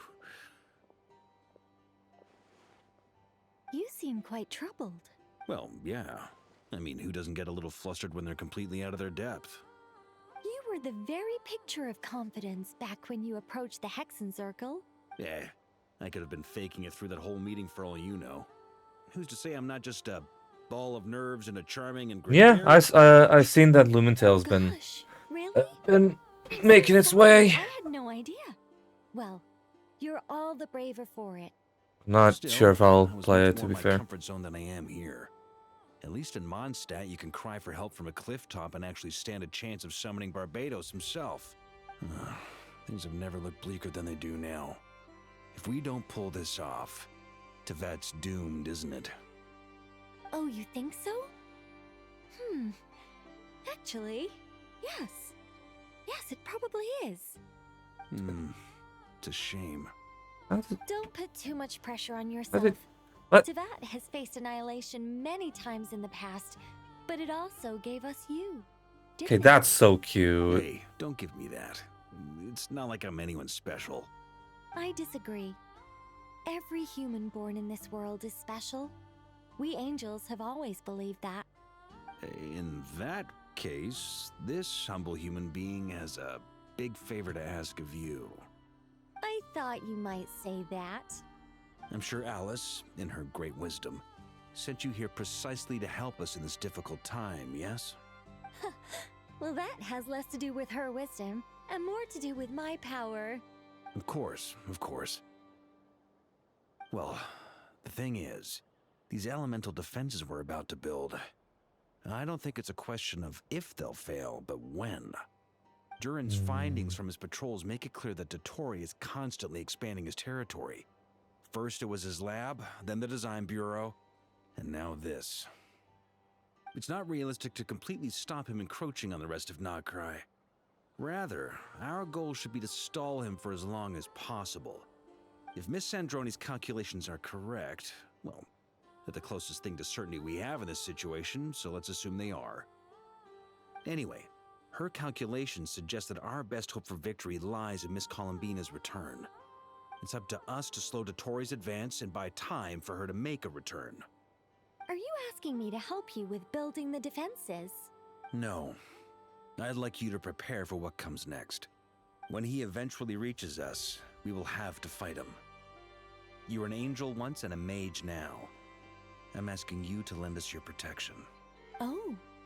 Can I take it that you're triggering the terms you fought for during our three-way talks? Well, technically those terms were about protecting Mondstadt. But if you're happy to agree to the change in location, then yes, let's do that. You're cashing in on this much sooner than I'd imagined. Well, yeah. The way things are going, I might not get another chance. Very well. The mages have heard the knight's plea, and we will respond. To tell the truth, Alice and I had already discussed how we might help you all, so I didn't come empty-handed. I always like to be prepared. Nicole shares her plan with Varka, This is... wow, yeah. who is very pleasantly surprised. It's been many long years since I had a chance to dazzle humanity with a little divine intervention. To humbly serve as a reliable and responsible guide. My goodness. Anyway, Knight of Boreas, please accept this gift in recognition of your great virtue. Go now. May the angel's blessing deliver you safely to your destination. All right then. Get it going. Oh my goodness.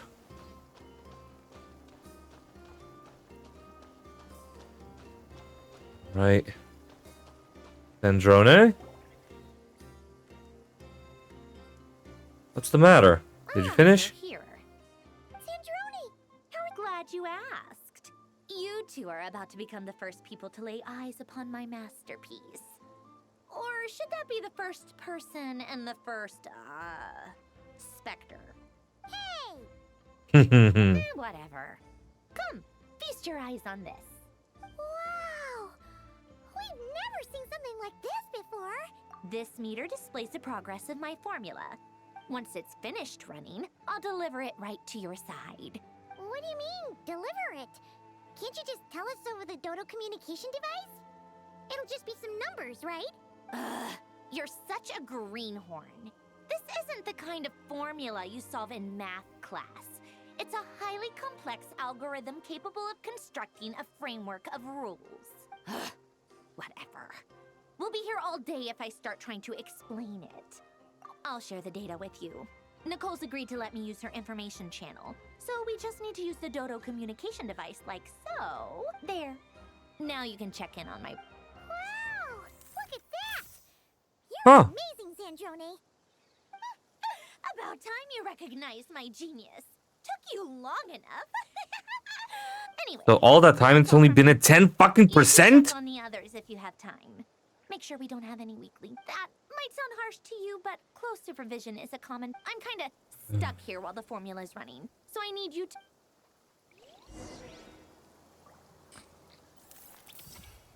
All right.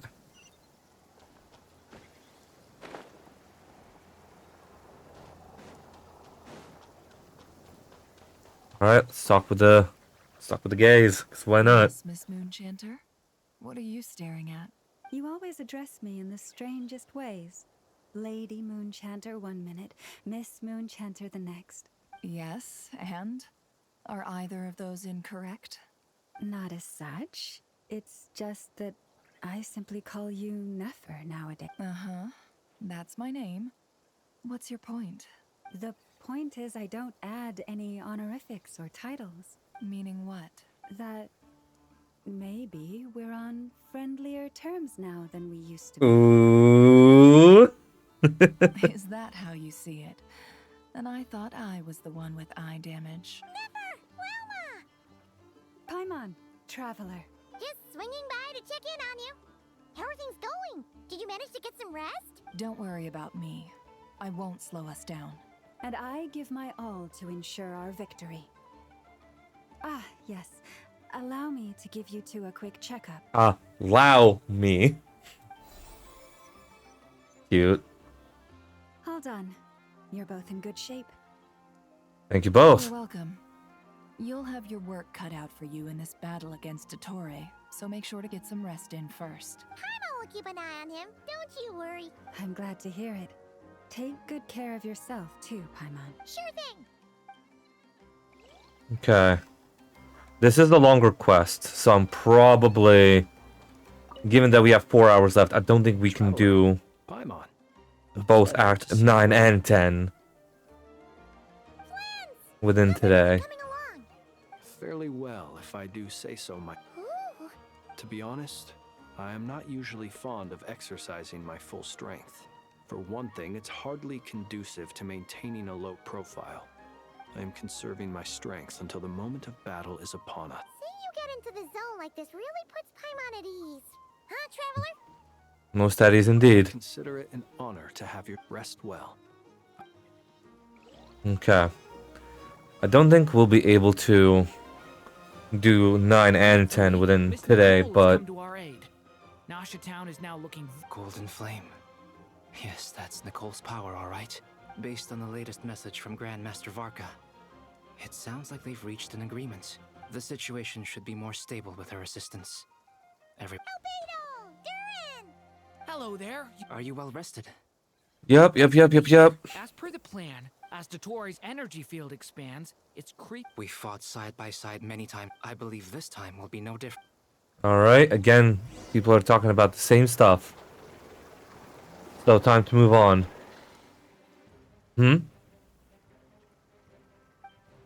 Hostiles incoming. Are these the Doctor's minions? Here they come. That's quite a horde. As we expected. Get ready, everyone. Take your positions and prepare to engage. Let's begin. I'm at the ready. Alright, let's go.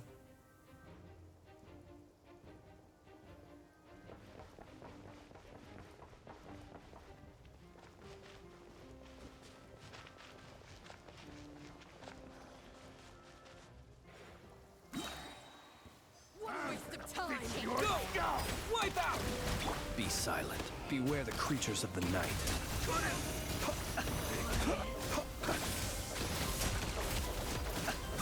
Close your eyes. Another one. There we go. Come on.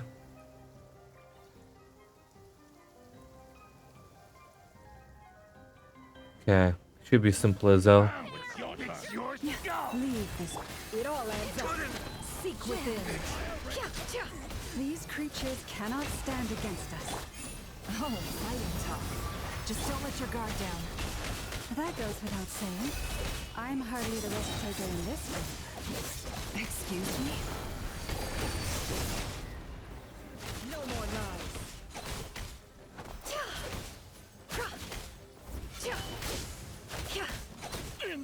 You poor lost lamb. For the everlasting forest. It all adds up. Okay. You're good, Shane. Don't worry, buddy. We're on Act 8 now, so we're just doing some combat stuff now, so we're good. No more lies. God, this fucking bullshit. Move your fucking ass! Goddamn bastard. The deception ends here. With one heart. No, this is not the new stuff. This is not this is the end of the previous bit. Yeah, this is like Act 8. The ones that just got released are Act 9 and 10. The ones that just got released with like the new like update patch. Yeah. So 9 and 10 are the ones that are coming out. That came out just now. With this new update, which we will not be able to get to tonight. I'm gonna have to leave that for like either next week or something like that. Coming to be. Watch out. Turning point in space.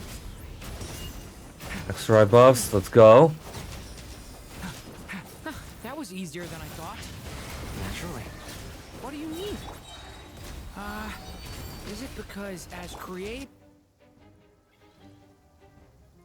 Okay.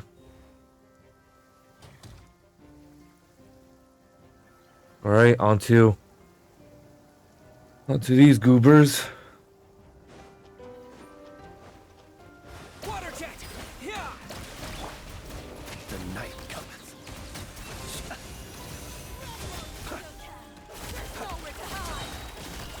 To dust. People have always used fire to drive away wild beasts. Wouldn't a lantern work just as well? You read my mind, my dear friend. I was just about to say that. All right then, dear friend. Bring the light.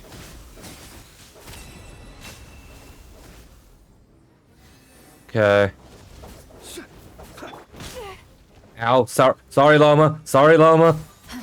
Forest, protect. Be silent. Oh my god, stop freezing me, you bastard. There we go.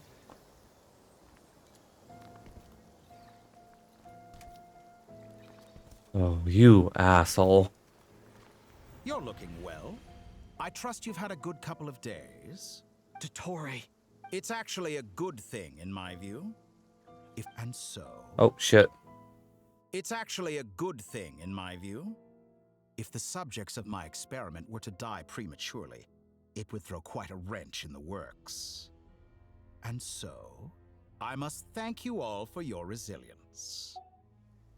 We are no longer on the same level, but you are nonetheless worthy of my respect. A creator god should be merciful and gracious after all.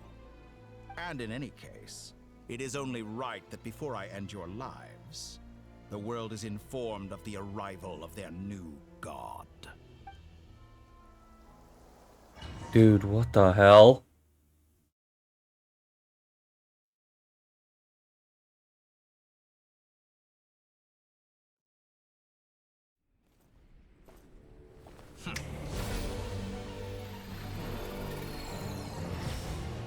Heretic of the False Moon, Il Dottore.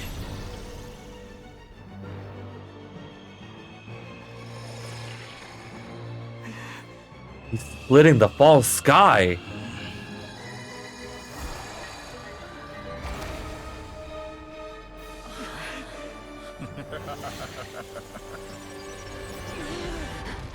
Wow. Well, shit, huh?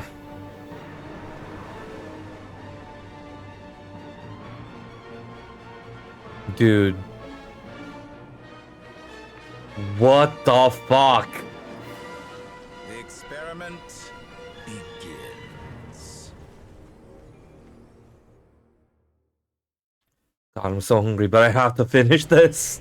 With the marrow of the three moons in my hand, behold the false moon's fall. No more lies. How the fuck?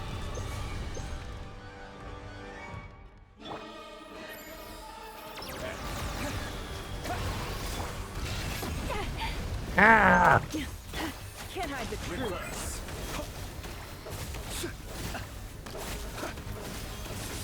Be silent. To dust. Close your eyes. To dust. Motherfucker inverts the controls of all things, too. Mystery unravels. Can't hide the Such a truth. simple attack, and you're already struggling. By the frost moon of old. Observe. Close your eyes. Fear the dark. Go! Close away! Keep it up. I'm still collecting data.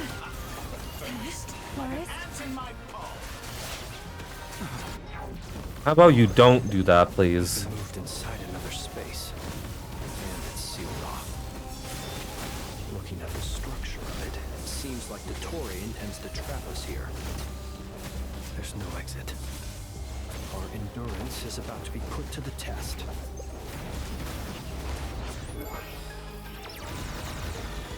God damn it! Did you honestly think that would hit me? It all adds up. You poor lost with... Can't hide the truth.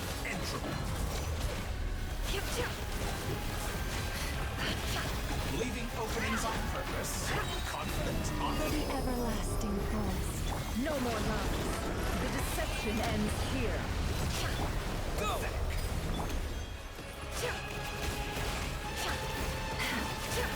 Reverse.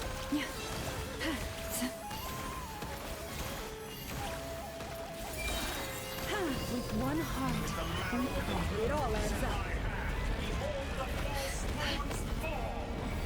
Okay. So it works here, I think, then, right?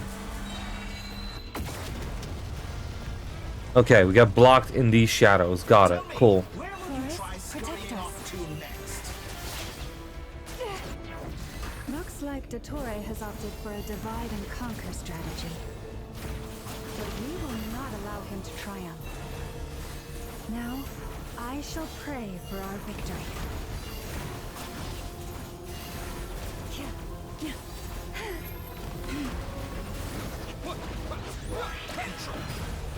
Can't hide the truth. It all adds up. Seek within. God. Can't hide the truth.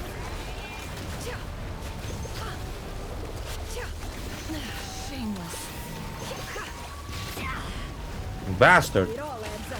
Pathetic.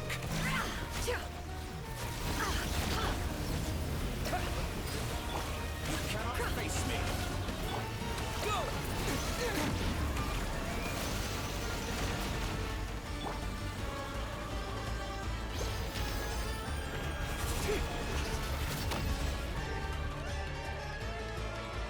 Okay. What the fuck? Absurd. What do you mean? Oh, Nefer's so close to death. I need to swap the Traveler.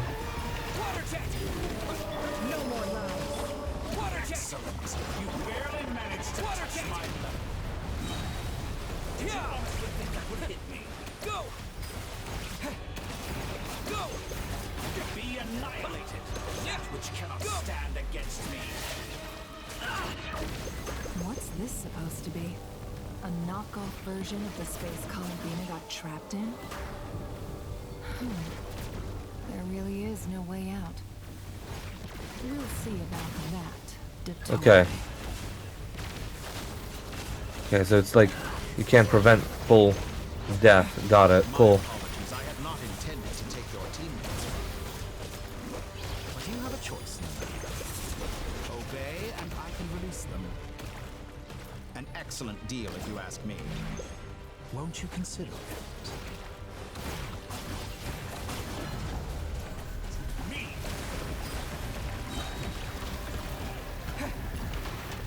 Leaving openings on purpose. Confident, aren't we? Yeah. Shit. I need healing. No, you got trial versions, by the way, for this, so it's like doesn't matter. To surprise me with.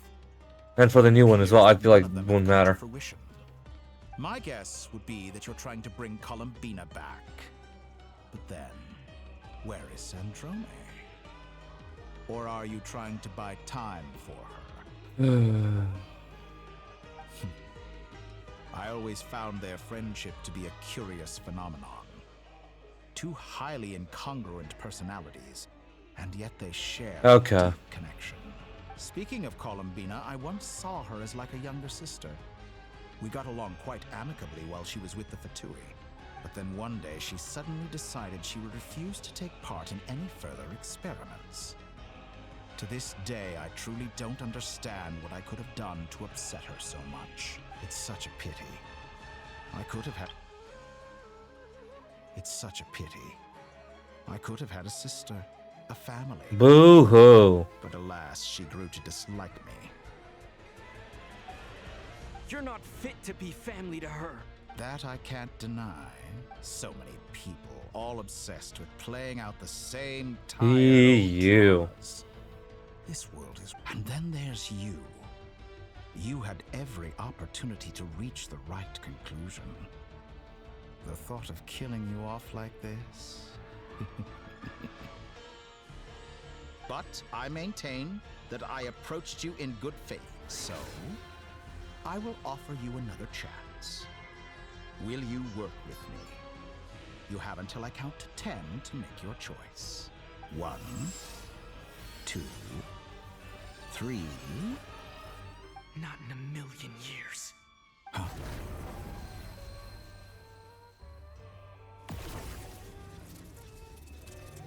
It's still... Oh, there's Polonia. Sandrone, what a pleasant surprise. I didn't think you'd join us all the way up here. You're as sick and twisted as ever. Don't fool yourself into thinking anyone's grateful for the chances you're offering them. Sandrone? But the formula hasn't finished running yet. Funnily enough, I was just discussing a collaboration opportunity with the Traveler, and then I see you, who I must say is a good example of an opportunity gone to waste. Gone to waste? I said that everyone would get one chance, and you've used yours to march right back into the lion's den. So yes, it's an utterly wasted opportunity. And what makes you think I believe a word that comes out of your mouth? I was planning on disposing of your little formula after wrapping up more urgent business here. But since you've taken the trouble of serving it to me on a silver platter, I can simply bring it forward in the schedule. I'm sorry, what now?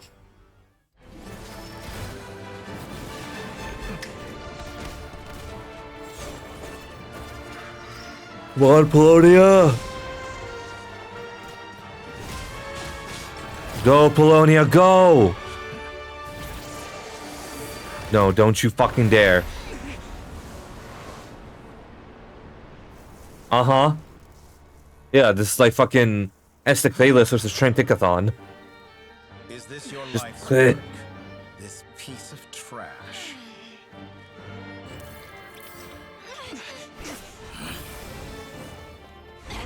Probably you don't get the reference that I made, by the way, because that's a Critical Role thing. But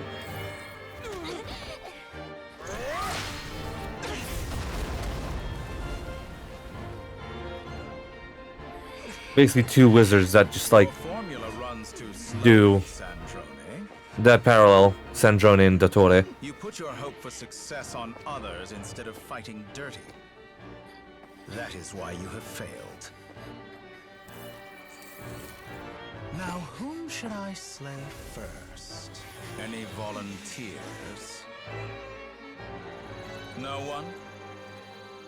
How nice of you to leave the decision to me.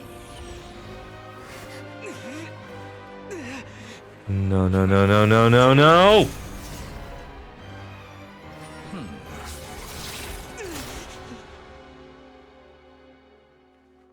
No. Androne. Oh, how unexpected. Sandrone, any last words for me, comrade?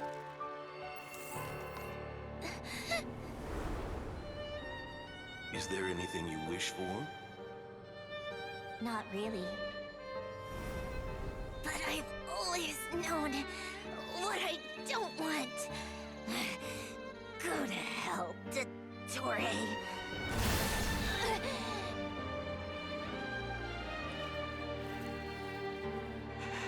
No!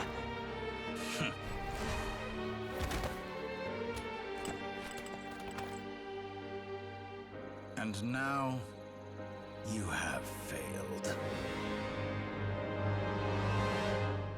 I didn't think they'd actually fucking do it. I did not think they'd actually fucking do it. Contraptions are just a gentle tap, and they fall to pieces. However keen of an inventor Sandrone may have been, her death spells the end of the formula that was running inside her body. Of course, I have to commend her for making it this far.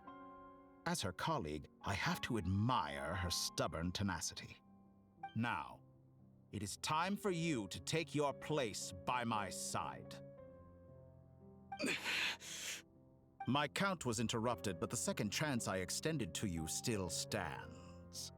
Once again, you are welcome to join me. By now, I'm sure you have gained a greater appreciation for the power and authority I wield. What is stopping you from embracing a new world of endless possibilities? Not in the mood to talk? As you wish. You seem less talkative than usual today. I'll change the topic to something more apropos. Sandrone was always like this, never trusting anyone, always so reluctant to share her research with them. Objectively speaking, she had her strengths. It is remarkable how she extracted and even optimized the world formula from so much data. But her inability to trust was her undoing. Had she allowed someone else to monitor or run the formula for her, you might still have a chance at victory even now.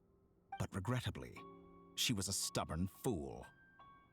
As much as it pains me, she had to go. Dottore, maybe this is news to you, but people can change. Columbina surprised you when she escaped. And I think Sandrone would surprise you too. Change?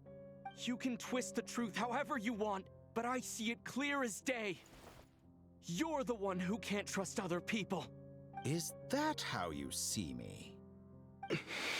By this point, what can you hope to do about it? It is pointless to fight on. You've already lost. Wrong. You can't win this, Dottore.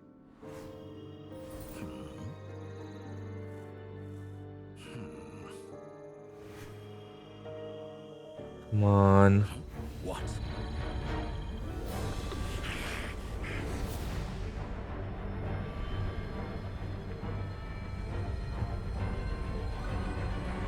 Nicole.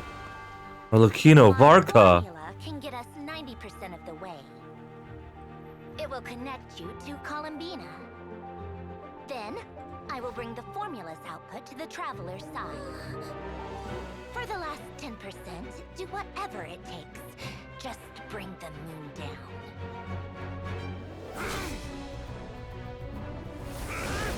But this is where that scene is from.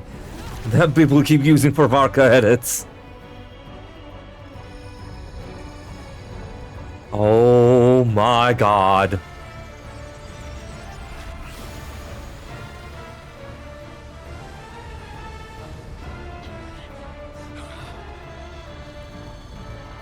Don't you fucking dare. Dottore!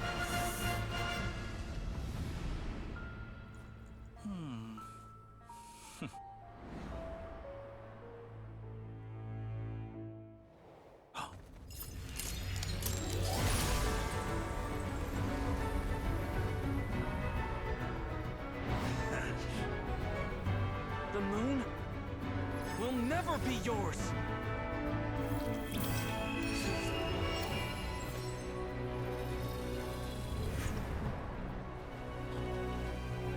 Wander's core was in Polonia's head! My body into moonlight and pour it over Nodcry.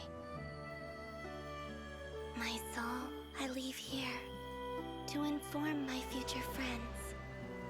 Lastly, I will hide the Trilune Authority within the Frost Moon. And when my body, soul, and authority are reunited, finally... Columbina!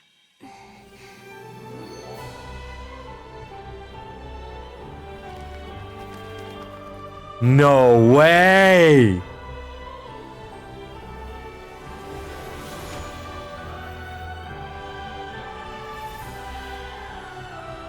The true moon goddess is reborn!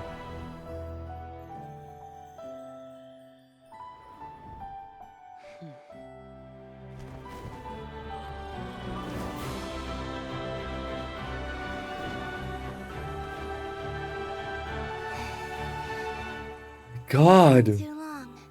I'm back.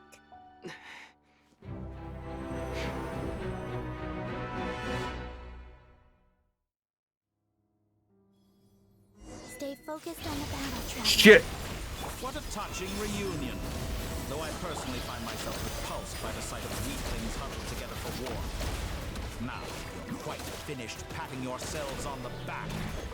Show me how long you can struggle before you drown. Watch out, Columbina! Manipulate space itself! I know. Wait for the right moment. We'll strike together. Remnants fall! Water jet! Entropy! Nope. Come on, come on!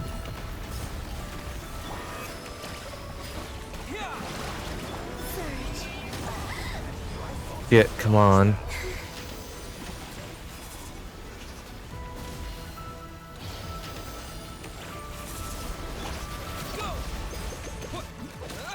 Water jet! Pathetic! Enough! Thirst like an ant in my palm! Ugh. bastard! Domain expansion. Tri-lunar authority.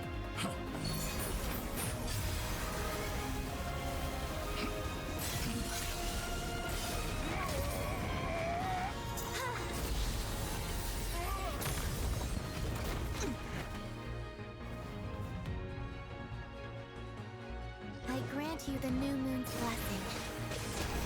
The new moon shines upon you. I am growing weary of your... It's over, Dottore!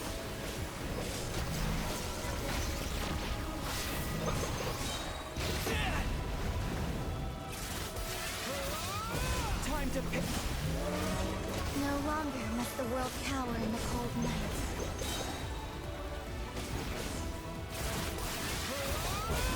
Future is... Let the moon Oh, you bastard!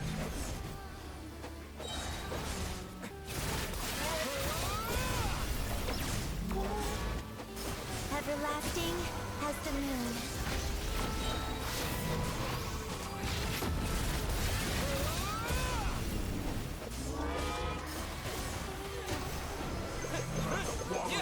In this rough, decaying world! No, no, no, no, no! Could have shaped the new world. Only I...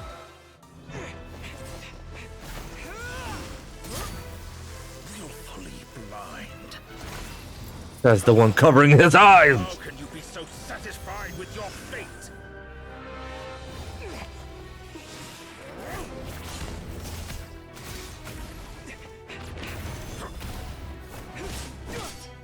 Come on.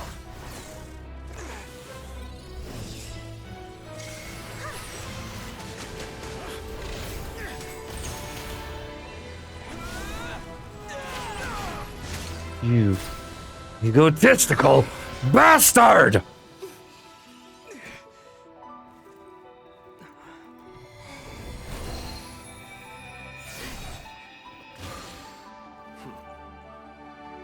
This battle was never about fate.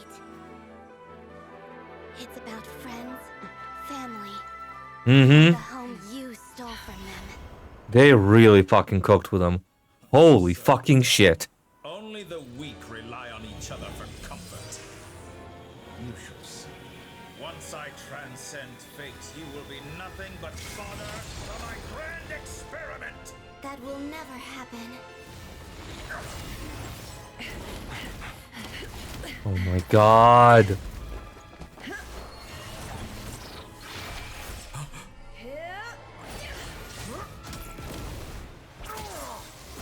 Oh, almost missed it. That was a quick time event.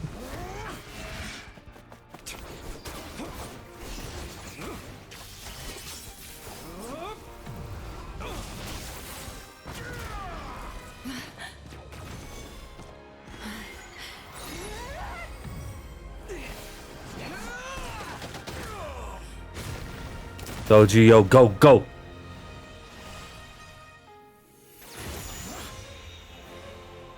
Today, the moon lights up this world once more.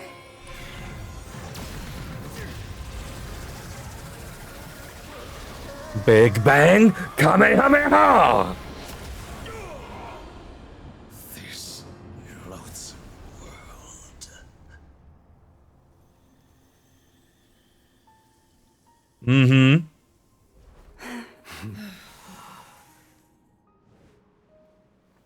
No, this world is our home.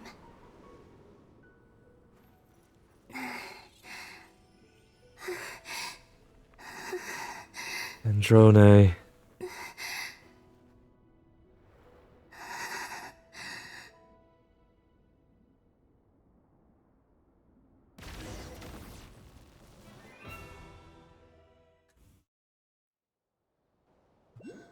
Androne, I'm so sorry. After the battle, you returned to Nasha Town. The scars left on Narcry by the doctor slowly begin to heal. After learning of the crisis's end, people gradually returned to Narcry. And the frost moon in the sky also remains within this world. No, you're doing it wrong. The moon looks like this now.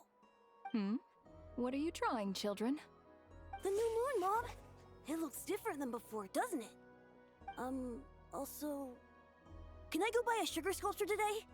Please? Just one? All right. I suppose today is a special day after all. Almost like a festival. Extra, extra! Get the latest Nasha Express here! Post-disaster report! Nasha Town reborn beneath a new moon! The voyage begins today! The future looks bright thanks to the League. Want a copy? I knew things would be different.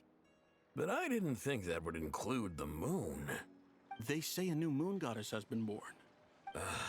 A new moon goddess? Who's saying that? The Frost Moon Scions? I guess so. I'm not too clued up on the details. As far as I'm concerned, the moon's still in the sky and it's business as usual. Hey, since we've come all this way, shall we grab ourselves a free meal while we're here? Are you a convert now? Or are you just here for the free lunch? Oh, come on. What does it matter? After everything we've all just been through? That smells good. Honestly. I'm hungry. Time to eat. Alright. Come on! We gotta get there early, or there won't be any good spots left. Shh, keep it down. This is a residential area. What if people are still sleeping? I mean, yeah, free food is free food. Cannot complain. Why is it so noisy outside? Good morning, Paimon. Sure you don't need 5 more minutes? It's okay. Paimon was pretty much awake anyway. It's been so long since we last had a chance to relax, huh? Feels like time is moving slower than usual. What about you? Did you rest well? Well enough. Somehow I wasn't asleep as much as I expected. Still winding down from everything that's happened? Or are you wondering how our friends are doing? Or is it about what Dotori said to you? Bit of everything, I think. But don't worry, I'm feeling okay. Okay, if you say so. But don't push yourself, alright? Let Paimon know if you need to talk. What we just went through was a lot. It's totally normal if you need some time to get back in your groove. Luanatar disappeared after Columbina came back. Apparently, she was part of Columbina's soul or something. Still, Paimon kind of misses Luanatar somehow. But anyway, you did great. So did Paimon. We all worked our butts off to contain this disaster, and in the end, we made it. Chin up, Traveler. You should be proud of yourself. You're not usually this sharp when you've just woken up. Hey, don't poke fun. You should be glad that Paimon's growing as a person. Sorry. On a more serious note, I bet you were worried about me again, weren't you? Paimon didn't think you'd mention it. I'm sorry, Paimon. You have no idea how anxious Paimon was. She was worried sick about you. So I heard. I understand how you feel. Well, if you really want to show Paimon you're sorry, you're gonna need to make it up to her. You better be ready to splash out on a lavish meal. Anything for you. My treat.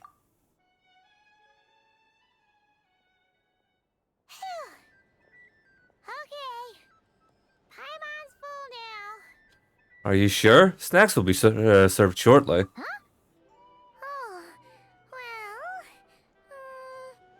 Hey there, Traveler and Paimon. Good morning. Morning, Yehoda. Here for some breakfast? Oh, Mhm. I've already eaten. They're kind of like siblings in a way. I was Yeah. honestly worried you might forget what day it was today. So, I came over to remind you. Careful there, Paimon. Too much food will make you drowsy. Don't let anyone catch you hiding at the back and nodding off during the League meeting. You should probably be saying that to Aino. She's the baby of the group, if anyone. True. You know, I'm surprised The League? that all these competing groups are actually coming together to try to solve things together. Definitely a first for Nodcry. Well, nothing like a region-wide calamity to bring people together. After that, surely even the most self-interested people have to realize that going it alone isn't worth the risk, right? Mm-hmm. Try telling Boss Neff that. She's not exactly convinced that people are gonna get with the program. Really? But if she's so pessimistic about it, why'd she agree to be the Curatorium's representative in the League? Probably 'cause even though Unity sounds like a pretty far-fetched idea, the benefits it would bring make it worth a shot. I think things will work out, though. I swear, Nodcry feels like one big family now with everything that's happened. More than it used to, anyway. Paimon's with you on that one. And it seems like plenty of other people agree, too. Just listen to the bustling streets. All right. Mm-hmm. Everyone's been rebuilding 2 these last weeks? 2 weeks, and the evacuees have been coming back in droves. Life's slowly returning back to normal. Which means my workload's probably gonna shoot back up. Were you about to head out? There's still some time before the ceremony begins, you know. Hmm. We were gonna take a stroll around the square and say hi to some friends first. Sounds good. See you later then. Welkin Moon's homecoming. Alright, I think this is where we wrap up everything. Please Last accept today's boon. Have a nice day. Are Paimon's eyes deceiving her? Or is that Inefa handing out food for the Frost Moon Scions? Hello there. Would you like a feast Almost on the done, yeah. with some snacks of the day? So, what's new, Inefa? It was only a few days ago when we last saw you, but it looks like you've joined the Frost Moon Scions in that time. And I know too? What are you talking about, Paimon? We're just here to help. Duh. In the wake of the disaster, it's all hands on deck. We responded to Lama's request for support. At times like these, the smallest good deed can inspire others and help them through the hard days ahead. And we're using eggs and heating tubes to make that a reality. In true Kamkake Craft Shop style. Great work, I know. Enough! Did you hear that? The Traveler said I did good. The Traveler. We got some big shot here again. Proposal. If you can resist eating today's dessert, I will provide you with compliments too. No way. Well, that proposal got shot down quickly. Of course. I need something to get me through the hard times too, you know. Mom! Yes, dear. Go right ahead. Excuse me. Could I take a photo with the robot lady? She helped us get safely out of Notcry, and she helped us get back home too. She's the best. Of course she is. And since I'm the whiz kid who built her, that makes me even better than best, right? But you stole my snacks though. Oops. Shall we move to the open space near the center? The view there is better. But you stole my snacks! I'll take the picture. Oh my god. Aren't you the better pick for this job, Flint's? You underestimate yourself yet again, Master Ilua. Not at all. I rarely come by Nasha Town. I don't know any of the big shots here. All in good time. Socializing is a step-by-step journey. But you're much further ahead on that road, aren't you? You're not seeing the full picture. You know the truth now. My friends do not understand my habits. There is no question about it. The Lightkeepers need a representative in the League. Someone who is upright, cares about other people, and can realize their self-worth through group action. You say it like you wouldn't make the cut. I am most flattered that you think I would. Sigh a little less, Master Ilua. and have more faith in yourself. All the Lightkeepers agree that you're a very promising young man.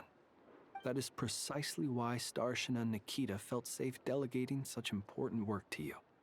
I'm sure we all also agree that we would sooner die of dehydration than manage to wrangle anything out of you in a discussion. My apologies. I am not in the habit of bringing water with me Flint's when I go out. buddy. Whatever. I'll take the job. By the way, who else is part of this? Oh, it's quite the who's who of Nodcry. There's the Moon Chanter of the Frost Moon Scions, the boss of the Curatorium of Secrets, a representative of the Voynich Guild, and even someone from the adorable Kromkake craft shop. I'm sure you will find speaking with them to be a genuine pleasure. If you say so. I've never done this work before, so I'm honestly a little scared of making mistakes. But I'll do it. Not only is it our duty as Lightkeepers, but because I want to make Nodcry a more welcoming place. I have a feeling Flint is gonna retire. Like, I feel like him shifting a lot of the shit to Ilua. I feel like Flint is gonna retire from the Lightkeepers completely. The Wild Hunt is done. The Tory's been fucking dealt with. As far as they're aware, at least. I don't see a point in him keeping on as a Lightkeeper then. Admirable attitude to take. The beacons are lit, Itlua. We're but one step away from breaking through the blizzard. We have the chance to band together and build our shared homeland into an Elysium. This is unprecedented for Nodcry. An opportunity not to be missed. Yeah. You're right. I'll do my best. Quite a few familiar faces have arrived. Let's go, shall we? Alright. Oh my god. Well, we're about to be finishing off this quest. Marka? Everything alright there, Grandmaster? You seem well rested. I know no one's asked, but I'm sure you all want to know, so let me just say, we're doing great. Thanks. Well, great, but not perfect. I'm starting to lose my mind from boredom. Can't drink a drop of alcohol while I'm waiting for my wounds to heal. I'm sure you had a sneaky swig or two. How'd you find out? God. I'm sure you must be missing Mondstadt after all these years away, Grandmaster. Yeah, you could say that again. Every time I get news from Mondstadt, it makes me want to go back and see the place for myself. Honestly, once things are wrapped up here, I think it'll be time to head back home. Indeed. Hey, looks like someone's taking the stage. Can everyone see okay? Anyone need a boost? I'll just listen from the back. It's fine. You're taking this pretty seriously, huh, Durin? Well, it's not every day that I get the chance to see how people speak in official settings. Soak up Goodness. like a sponge. I'll make sure you get a chance to practice for yourself later down the line. Actually, I know just the thing. You made Mika do it, and he sucks. Mr. Varka, are you forgetting that I'm not a Knight of Favonius?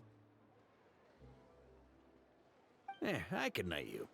Any particular title you'd like? Is he joking? I really can't tell. You'll have to figure this one out for yourself. It'll be a good learning experience. It is my honor to host the opening ceremony for the League, and to have this opportunity to speak to you all in my capacity as Voynich Guild representative. Could this person also have been pushed onto the big stage by the real big shots? Guess I'm not the only one then. We come here today, having weathered the trials and hardships of yesterday, and having learned from them the importance of unity and cooperation. All right, here we go. Uh-oh. Looks like Aino's off in Dreamland already. Wait, Boss is looking kinda drowsy too. What's up with her? Come on, get this speech over with already. Nodcry is our home, the land we rely on for survival. And as we chart a course for the future, may we persevere through the storms ahead as we sail towards a new era of prosperity, freedom, and hope.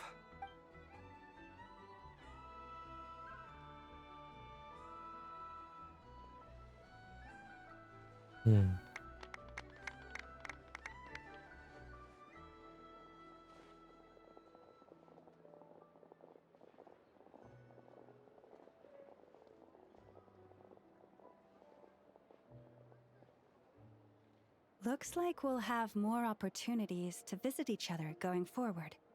I'm sure you'll cope, Lady Moonchanter, given how fleet of foot you are. Unfortunately, I suspect I'll be too busy at the curatorium to act as your host. We have a busy schedule, not to mention an international network of contacts to manage. It'll be all right. I'll just check your schedule with Yehoda well in advance. And if she's not available, I can simply ask Ashru. You... So giving my employees extra workload isn't enough for you? You're really going to drag my cat into this too? I thought you'd approve. Aren't you forever increasing your employees' workloads? Ah, they're so gay for each other. That's It's a bold amazing. statement. Are all the Frost Moon Scions feeling more audacious now that your moon goddess has returned? Columbina's return has brought joy to all who care about her. That includes both you and me. As for the Frost Moon Scions, we are learning Honestly, how to thrive independently. they're just without so relying on gay, the moon dude. goddess. It is up to us to make our home a more livable place. Joining the League is one of the steps we are trying towards that end. I like the word try. It's nice and non-committal. You can opt out at any time and still say you tried. You don't see a bright future for the Frost Moon Scions? Or did you mean the League? I'm just not as optimistic as you. The Frost Moon Scions should count themselves lucky that they have a leader as stubborn and enterprising as you. But Nodcry's a big place, with all kinds of people. Most of them don't enjoy answering to a leader, or even listening to reason. Well, that's where you and your methods come in. Unless the Curatorium of Secrets is only here for appearances. For now, yes. And that won't change until this venture becomes worth my while. What would make it worth your while? Getting out more than I put in.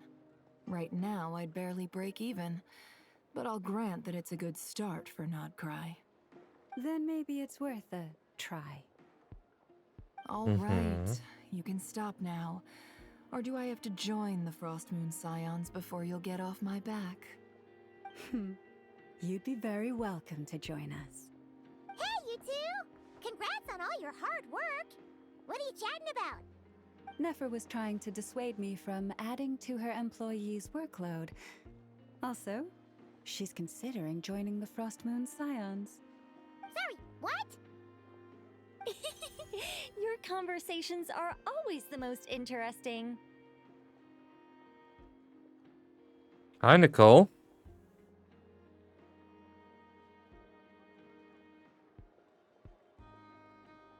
Would you two care to join me for some tea before heading to your next destination?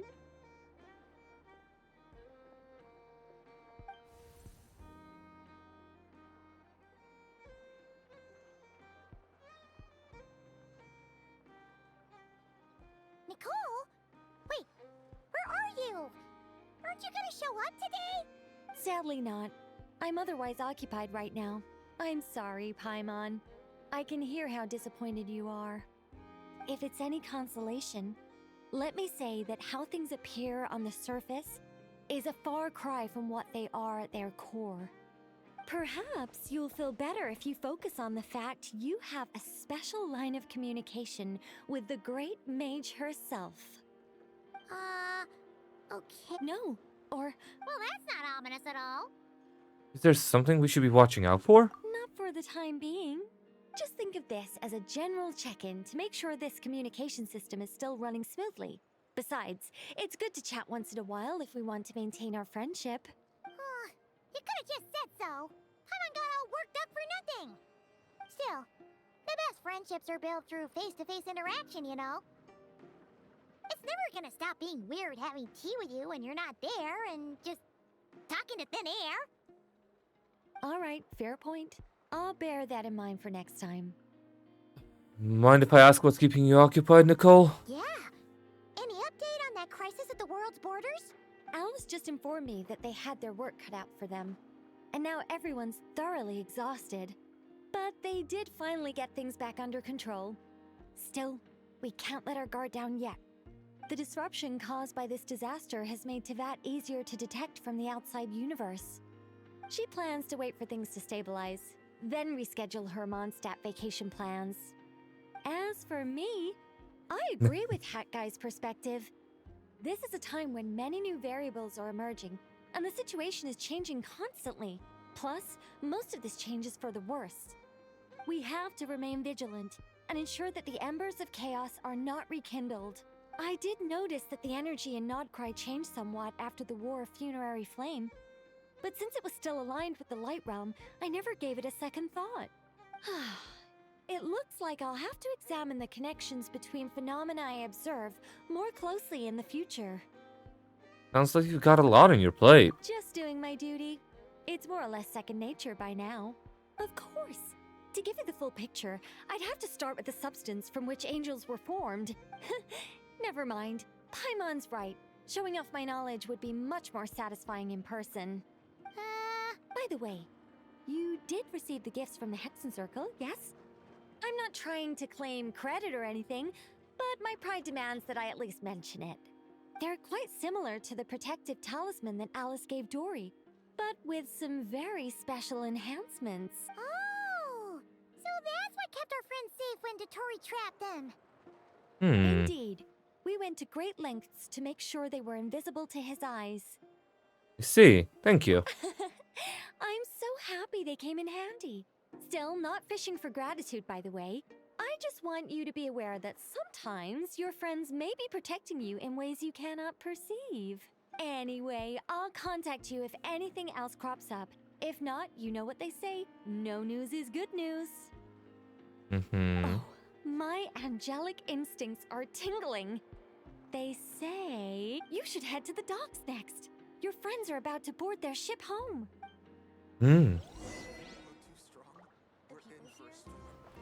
All right, let's see off the others. Again, we're approaching the end now, so it's the last bit of yaps. Last bit of yapping before we fully end.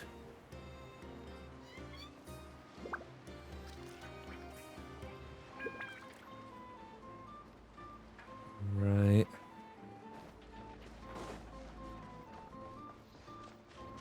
Let's go.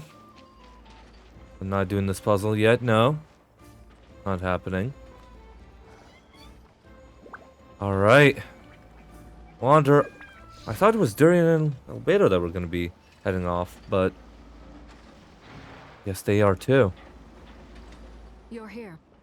You're here too, Hat Guy. Are you heading back together? No. I'm bound for Sumeru, and she for Fontaine. We just happened to cross paths at the harbor. How's your core? Everything seems fine. Sandrone may have an abominable temper, but she's always been very responsible with important calculations, and things entrusted to her by valued friends. You always speak as if you know us inside out, Mr. Hat Guy. Maybe I'm just a good judge of character. I certainly hope that's all there is to it. Regardless, you have been a significant help in this matter. For that, you have my gratitude. I didn't do anything special. Sandrone's the one who completed a seemingly impossible formula and turned the tide of the entire battle, even giving her life in the process. She's the one we should be thanking. Even we were unaware that Sandrone had hidden the real formula inside Polonia's body.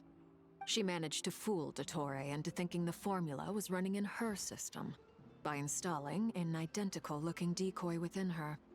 She probably realized that she didn't have the strength to stop Dottore. But this way, she could at least get him to lower his guard. She always worked like that. Always had a backup plan. What will happen to her body? Well, that's why I'm traveling to Fontaine. She made a request of me long ago, and the time has come to fulfill it. What was Think the of it as request? her will. She said that should she ever fail in a mission, she'd like me to deliver her core and Polonia's to the Fontaine Research Institute. She also mentioned that she had made arrangements for people there to set her affairs in order. Some of her personal effects, such as her notes, were left to me. I've decided to take them back to the House of the Hearth, for safekeeping primarily, but also as mementos, I suppose. However, there is one book among them that I'd like to leave in your care. I'll have someone deliver it to your residence at the flagship at a later date. Does Columbina know about this? No, I was specifically warned not to tell her. This is her last wish, and I will abide by it. Is there also some kind of backup plan? I can only hope so, but none of us here can know for certain. I bade farewell to Columbina earlier today. As promised, she turned the iridescent moon's marrow over to me. She spent a long time with Sandrone's body, saying her goodbyes.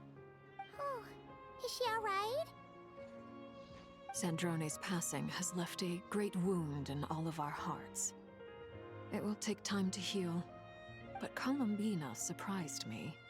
She offered me some words of comfort before I departed. Despite being grief-stricken herself, she showed an awareness of the feelings of others around her. She never used to act like this. Clearly, she has grown. And I suspect that we have you to thank for much of the change we are seeing in her. It was a group effort by all of our friends. After these recent events, the Tsaritsa has revoked the Pale Star Edict. Snezhnaya now realizes that the arrest warrant for Columbina was just a ploy by Dottore, who coveted her powers. I shall return to Nodcry to see her as soon as I find the time. I hope that from now on, she too will explore more of the world. Columbina Hyposelenia's journey is only beginning. My ship is here. Traveler, Paimon, we shall meet again. You too, Hat Guy. We'll see you around. What are you still bumming around for? Isn't Columbina waiting for you? I thought today was the day you'd agreed with her to go find out the truth about your sibling. I'm a little nervous. You're afraid you won't like the truth when you see it. Well, this is new. I was starting to think that nothing could scare you. Don't say that! Wouldn't you be if you were in this situation? Fair point. But I'd say I have more experience facing up to unpleasant truths than the Traveler. They say blood's thicker than water. I know how much you need your family back. More than you need any of your friends. And I'm sure that all your real friends understand that too. No matter what the truth turns out to be, they will stick by you and support you, whatever decision you make. Finding the truth is important. But more important still is what you choose to do once you've found it. I guess so. At least, that's the life lesson I've learned from my experience, grappling with the truth. You feel better now that you feel better now than you used to? What? Now that Dottore's dead and gone? A little, I guess. But it hasn't solved everything. Maybe I regret not getting to end his life with my own hands. Or maybe it's something else. But for whatever reason, I still feel like I have a chip on my shoulder. Either way, I'm going back to Sumeru. Lesser Lord Kusanali is gonna need help dealing with all the chaos Dottore left in his wake. Not just from this incident, but everything he did in the past, too. You Indeed. should continue with your journey, as you've always done. Who knows? Maybe we'll meet again someplace else. Indeed. So, what should we do now? If you want to explore a bit more to steady those nerves, Paimon's game! After all, when Columbina said she knew where your ship was hidden, Paimon promised to give you two some alone time with the truth. It hasn't been all that long since we were last apart, sure, but with Columbina there, I'm sure things will be just dandy. Paimon, thank you. Ain't no biggie. Paimon might be all about that food and fun, but she knows how to do right by people. Paimon's sure you'd prefer to digest the news about your sister in peace. But, no matter what you see, just know you can share it with Paimon. Of course, as long as it's not super private. If you can't make sense of something, let's give it some thought together. And even if we both can't figure it out, Paimon can at least treat you to a nice meal. You're my best companion after all, Paimon. Glad to hear it. Feel better now? All thanks to you, Paimon. Alrighty. Next up, time to meet with Columbina.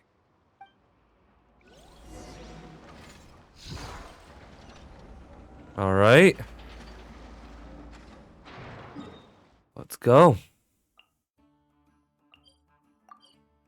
Let's finish this goddamn quest, dude. It's been 3 hours.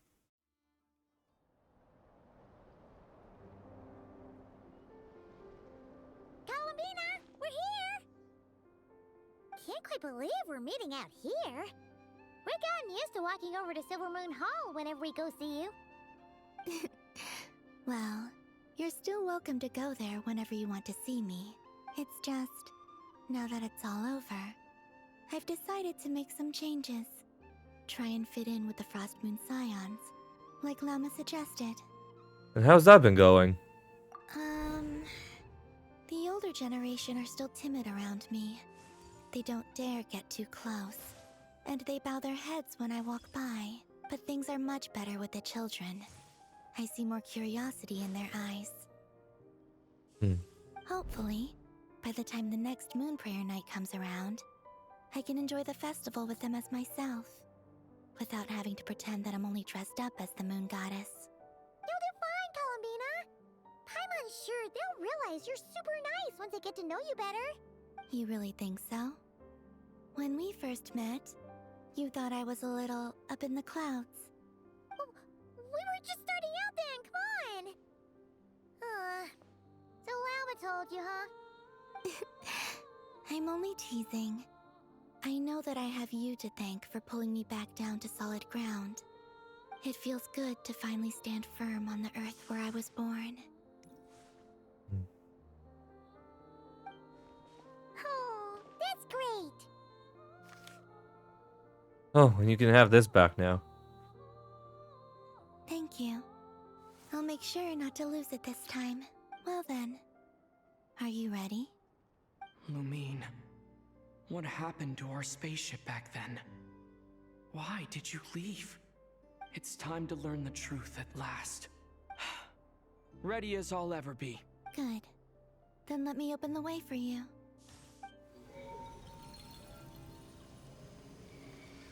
Where does this lead? To our shared destination. Huh? Do you remember me telling you about my missing prologue back when we just met? I said that my story began on the moon.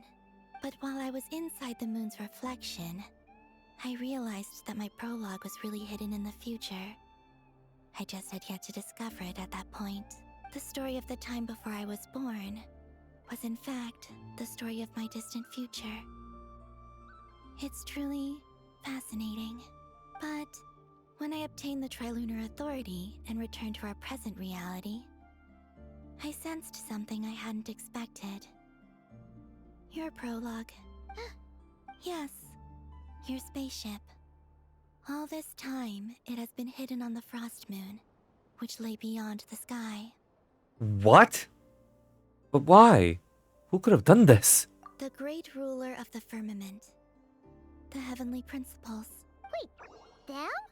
Why would they do that? I don't know. Perhaps your ship contains something that is incompatible with Tevat. Or something that cannot be known. Oh, did I pick a bad time to say this? I know it must have been hard to work up the courage to do this. Maybe I should have waited until you were on the moon, with no chance to back out. That would've been kinda mean, you know. She is just teasing, it's fine. Take me there. Oh? Whatever is hiding in that ship, It belongs to me and Lumine. Those memories belong to us. No one else has the right to decide whether I should or shouldn't know about it. Not even the heavenly principles. Very well. You two take care, alright? And don't forget to come back soon! Rest assured, Paimon.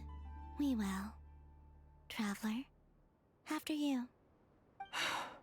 Thinking about the story that we'll find hidden on the moon? Yes. And hoping that it has a happy ending. Stories like that don't exist, you know? You don't believe in happy endings? I don't believe in endings. Oh. Well then. Where am I? This is the pathway I built between Teyvat and the Frost Moon. The moon is very far away from us, so it could be a long journey.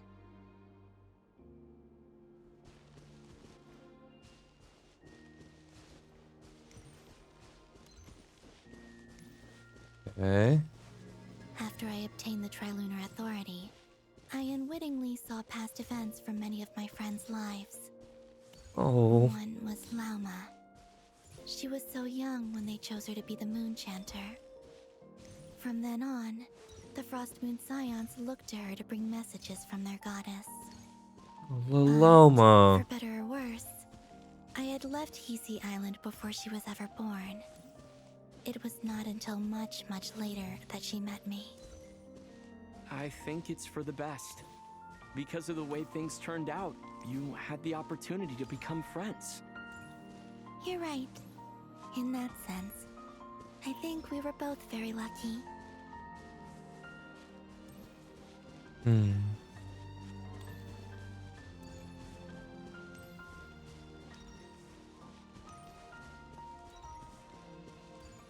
Nicole. Oh, and about that mage, Nicole. I only recently learned that she has lived in Teyvat since the time of the Three Moon Sisters. The Moon Goddesses always had a good relationship with the angels. I suppose our friendship continues that tradition. Huh.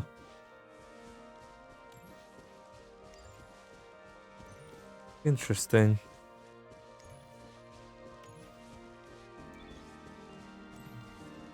Drone. Polonia. There's Sandrone. I never knew that much about her, beyond the fact that she was created by someone called the Lord Artificer. She, too, suffered for a long time before joining the Fatui.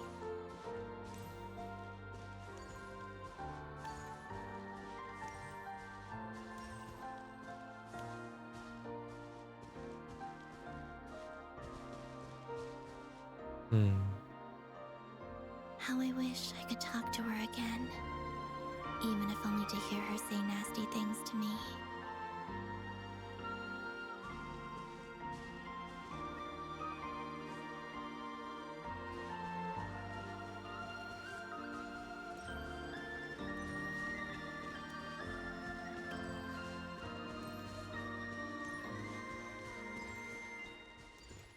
And then there we are.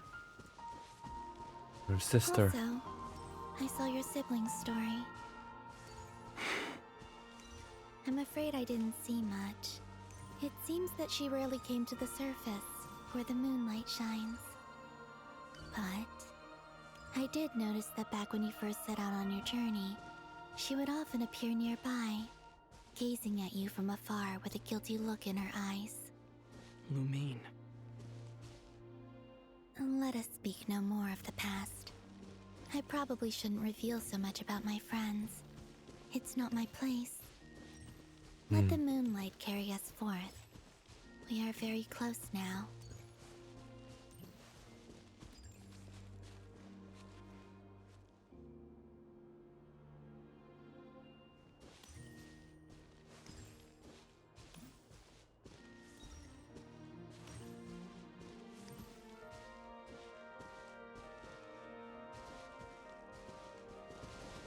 After this, I'd like to bring some Kuhenki to the moon as well. If they're willing, of course. What about your other friends? Will you bring them to visit too? Certainly. But I'll need to tidy the place up first. This home hasn't received any guests in a long, long time.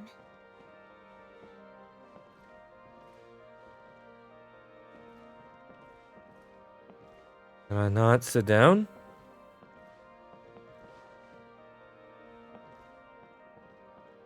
Is it not gonna... Let me sit down.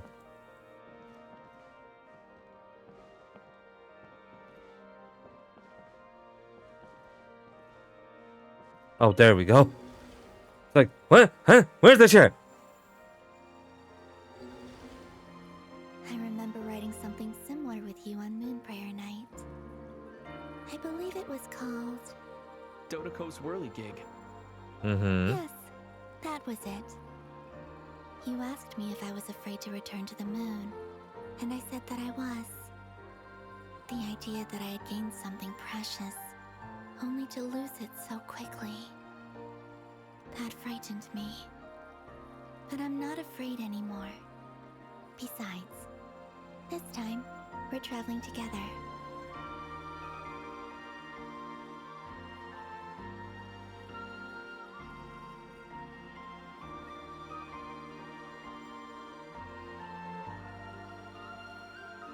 This is so beautiful.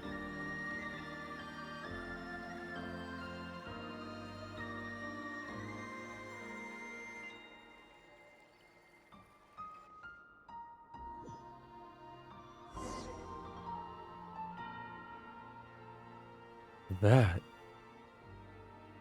The whole planet.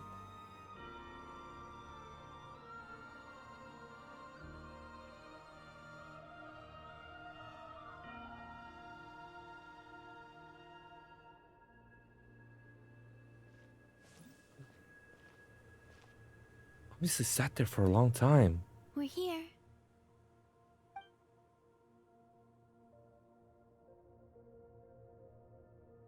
Over there.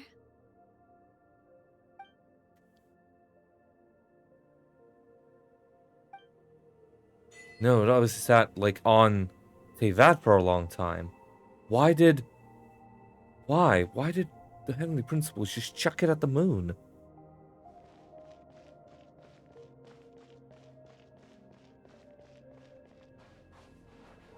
So pretty.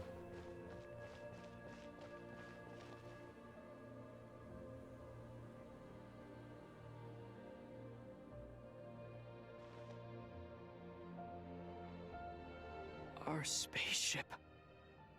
It's huge. I suppose that the moon is the only place one could hide it. It'll be alright. Huh? The way you feel in this moment, I went through it too, on Moon Prayer Night. The door was right in front of me, but I struggled to find the courage to step through. Solitude for me once meant living a life in which even I was absent. Before I met you, Probably? that was the only I highly doubt that. But that night, solitude meant throwing away the life I had gained after meeting all of you. Columbina. Go. Retrieve the part of your life that was once lost. Trust me, you will lose nothing by doing so. Look, Tevat is right there. All of our friends are down there, waiting for us. You're right. Thanks, Columbina.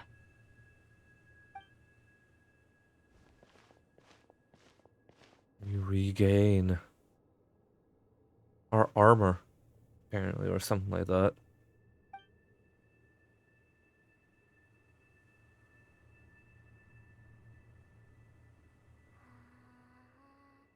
Yeah.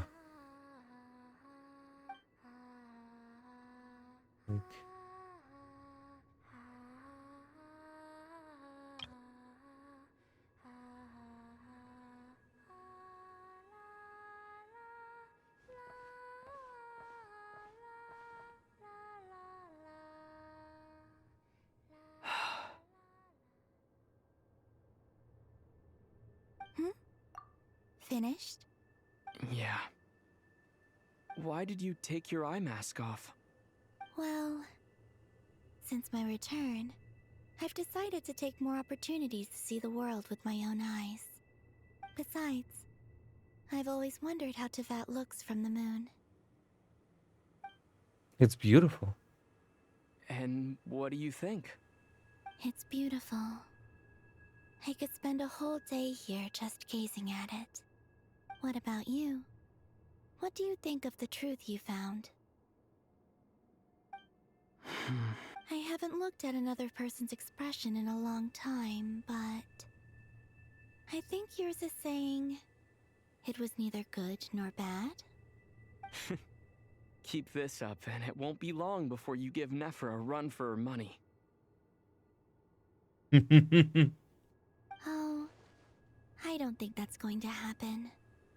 I'm much more used to sensing what's going on around me with Kuvaki. I think I'll save my eyes for seeing special moments I really want to remember. I read the spaceship's flight logs. I always assumed that this was my first time in Tevat.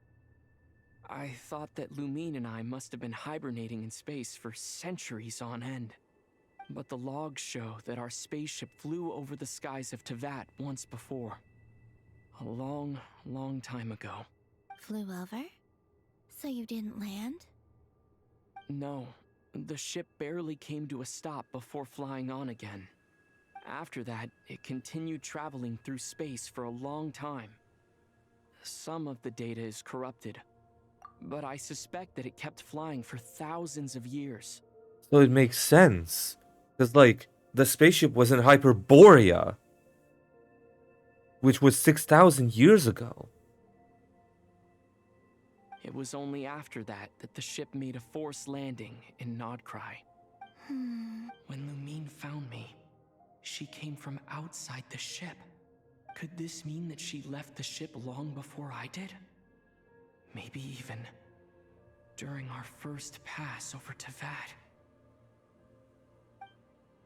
Are you alright? So, okay, if Lumine actually left the ship on our first pass on Tevat, then potentially her being recorded in Irminsul is because of that. Jesus Christ, who is sending me so many messages? Sleepy, what the fuck?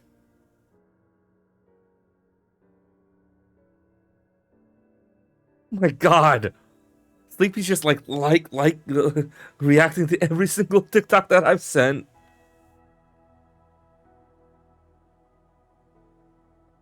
Yeah, no, the first pass, I think, because again, if you think back, it's like the ship originally landed in Notcry back in the time of Hyperborea. If you looked at the outfits and everything like that, and the phantoms and all that stuff. No, then that doesn't make sense. Never mind. Carry on. Yes, I can feel that the truth is coming together, one small piece at a time. I remember Lumine telling me that when she first arrived in Conria, she could not recall the past. So this might be something that even she doesn't know. Here, I made some space for you. Your mind must be racing, and this seems like the perfect place to relax and clear your head. Oh, wait, there's one more thing. What is it? Wait here a moment. He's gonna change to a new outfit, isn't he?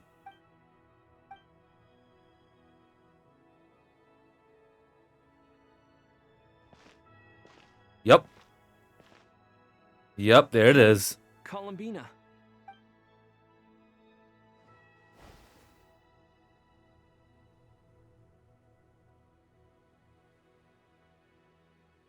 And the little ponytail, too. The drip. A new outfit? An old one, technically.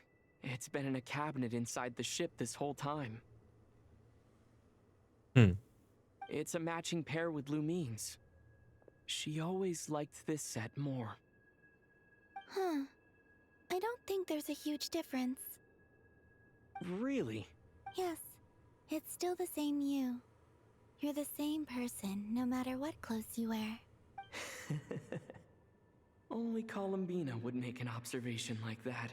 Traveler, Do you consider Tevat your home? Mm-hmm. That's what I was thinking as well. Like, almost looks royal in a sense. Home is wherever Lumine is. But then after all the time I've spent here, and everything I've been through, yes, I'd say it's my home.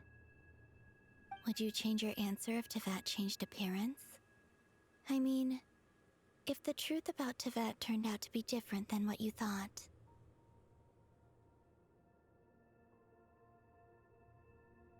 Oh, excuse me.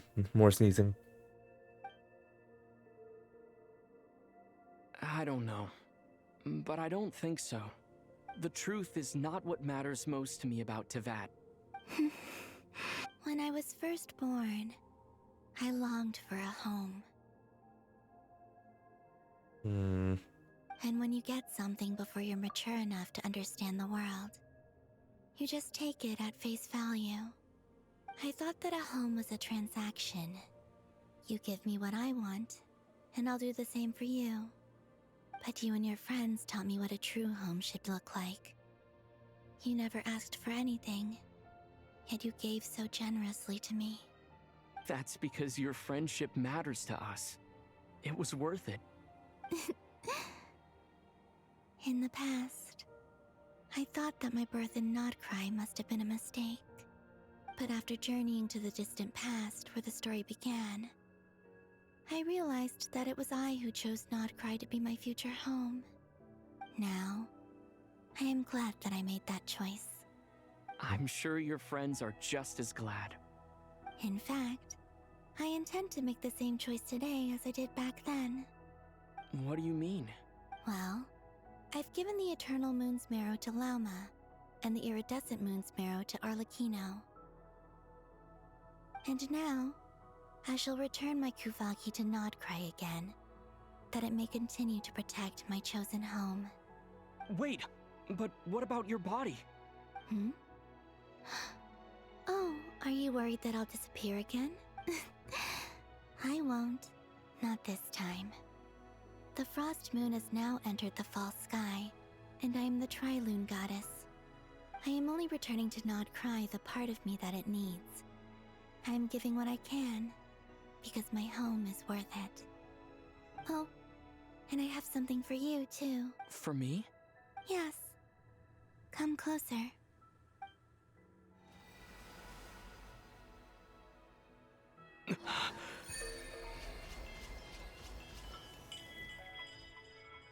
Talents unlocked. 4 in Starfire. Vertilume. Undertrail. Adamantine. Windwrath. Hell yeah. What was that? I lifted some of the restrictions this world placed on you. I trust this will help in your future adventures. My power. It feels like it's grown. I can use the elements more freely now. Thank you. This will be a great help. You're welcome. I see you as family, and after everything you've done for me, In fact, no. It's not because I owe you. It's because you're worth it. Here, this flower is for you.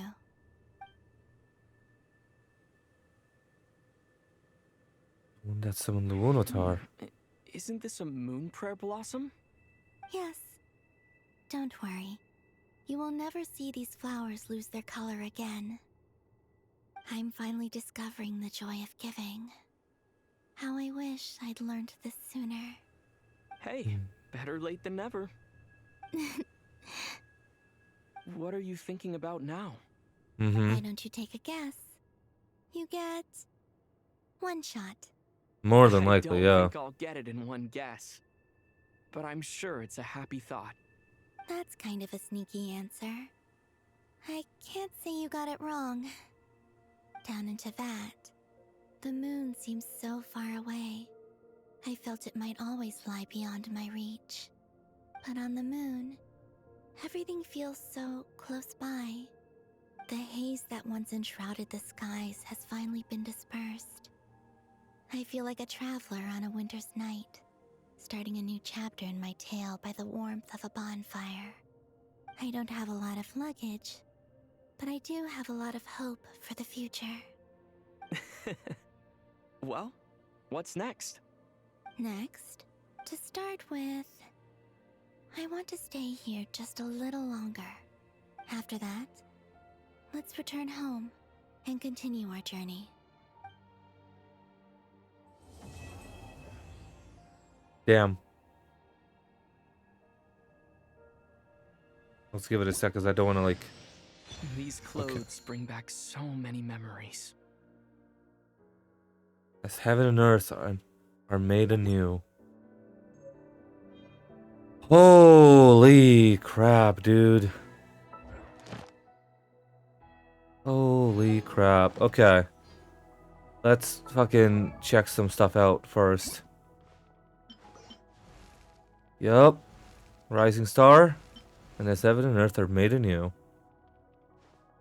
God. And now the wings also fit so much better.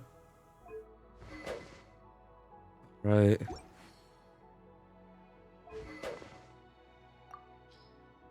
Wait, let me see. I don't think I can apply anything here, right? Oh well, shit. All right. All right then. Guess I'll eventually have to build my traveler.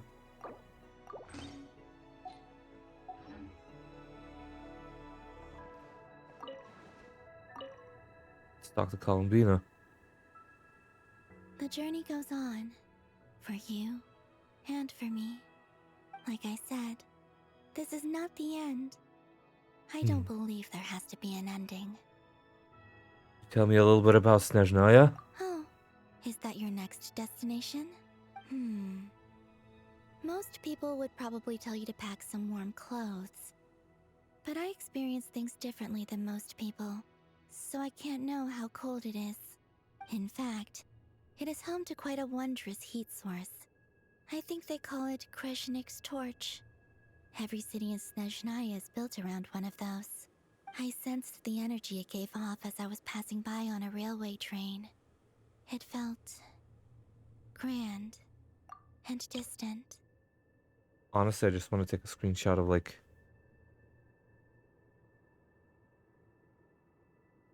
fucking Columbina's head.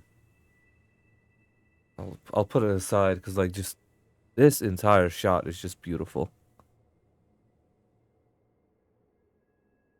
I also recommend the Korolievsky troupe in Snezhnograd.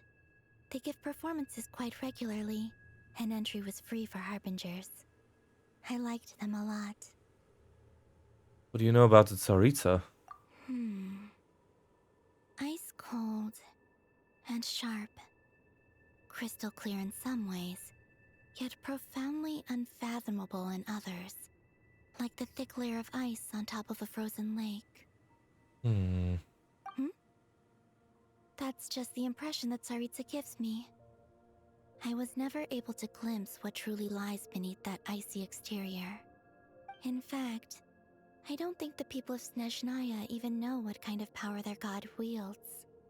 Maybe that's because the Tsaritsa herself has never acknowledged, nor accepted that power. And it's only even more maddening to realize, because, like, not only that, she has, like, the rest of the Gnosis, like, more or less the rest of the Gnosis at her disposal. There's Regrator, the Rooster, and the Jester. Between them, they control a lot of what happens in Snezhnaya. But I can never wrap my head around how exactly power is split between them. I just know they are each responsible for many specific domains. I see. I noticed that the Rooster and Regrator often appear to get along on the surface, while working against each other in secret. And theirs is not a friendly rivalry. But I wasn't particularly interested, so I tended to keep my distance. Now that I think about it, the term Mistelton often seemed to come up in connection with Project Stuja. What about your future plans? Once things settle down in Notcry, I'd like to explore the world beyond Snezhnaya. You've told me so many stories about the other places you've been to, and all the friends you've made there. I'm curious to visit those nations and see them for myself. It would also help me learn more about the journey that has made you into the person you are today. That's it. Okay. As you continue on your journey, don't forget to gaze up at the moon once in a while. It is, after all, no longer an illusion. It shall cast down its true moonlight, connecting us in truth.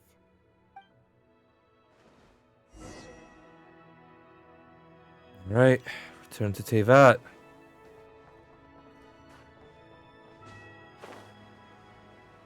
Okay.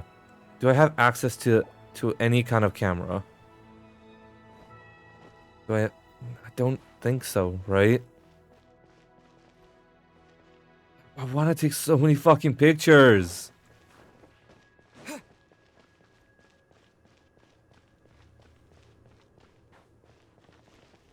me see if I can hide the UI. Yes, I can. All right.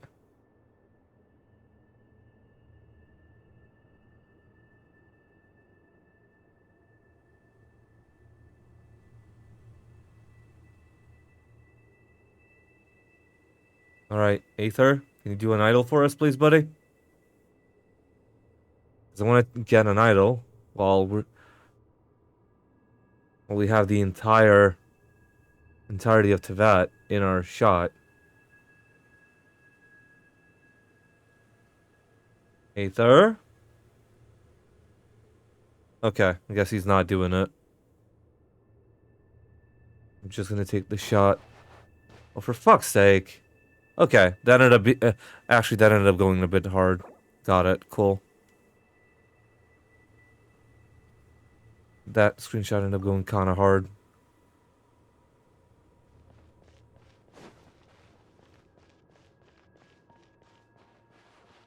Right. God. Yeah, let's return to Tevat. Yes. Probably get back.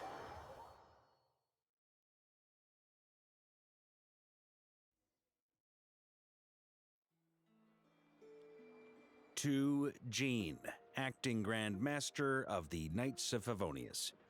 Ugh, this preamble is such a pain to write. It's probably high time we got rid of this acting business. I trust that Dern has updated you all on recent events. Hope we didn't worry you too much. The good news is, we managed to come together and put a stop to the Doctor's evil schemes. With that, I think it's safe to say that Notcry is finally out of the woods. As for the Fatui, not counting the Damselette, aka the Moon Goddess, who has left their organization, we found ourselves allied in this instance with both the Knave and Marionette. May she rest in peace. As ever, we find ourselves better off for making friends rather than enemies. But until we can ascertain the Tsaritsa's true intentions, the future remains uncertain. In a short while... Wait. How am I meant to surprise everyone if I tell them in a letter that I'm heading home? Well, that would be a huge waste. Okay, got it.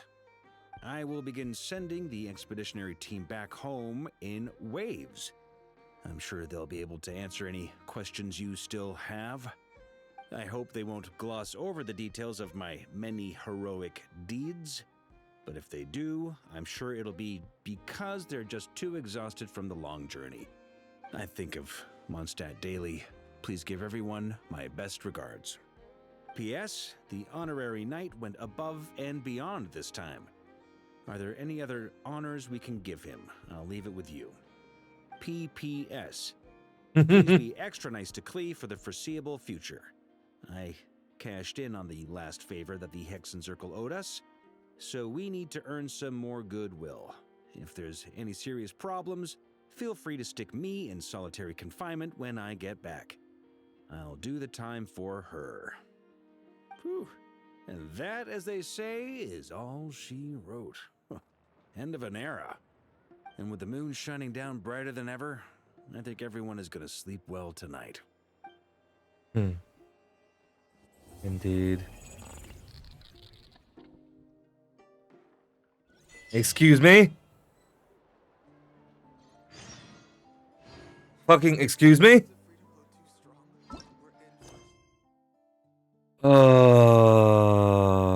Okay. Again, we're not gonna jump into Act 9 today. So I'm gonna stop recording right here and hope OBS doesn't crash again.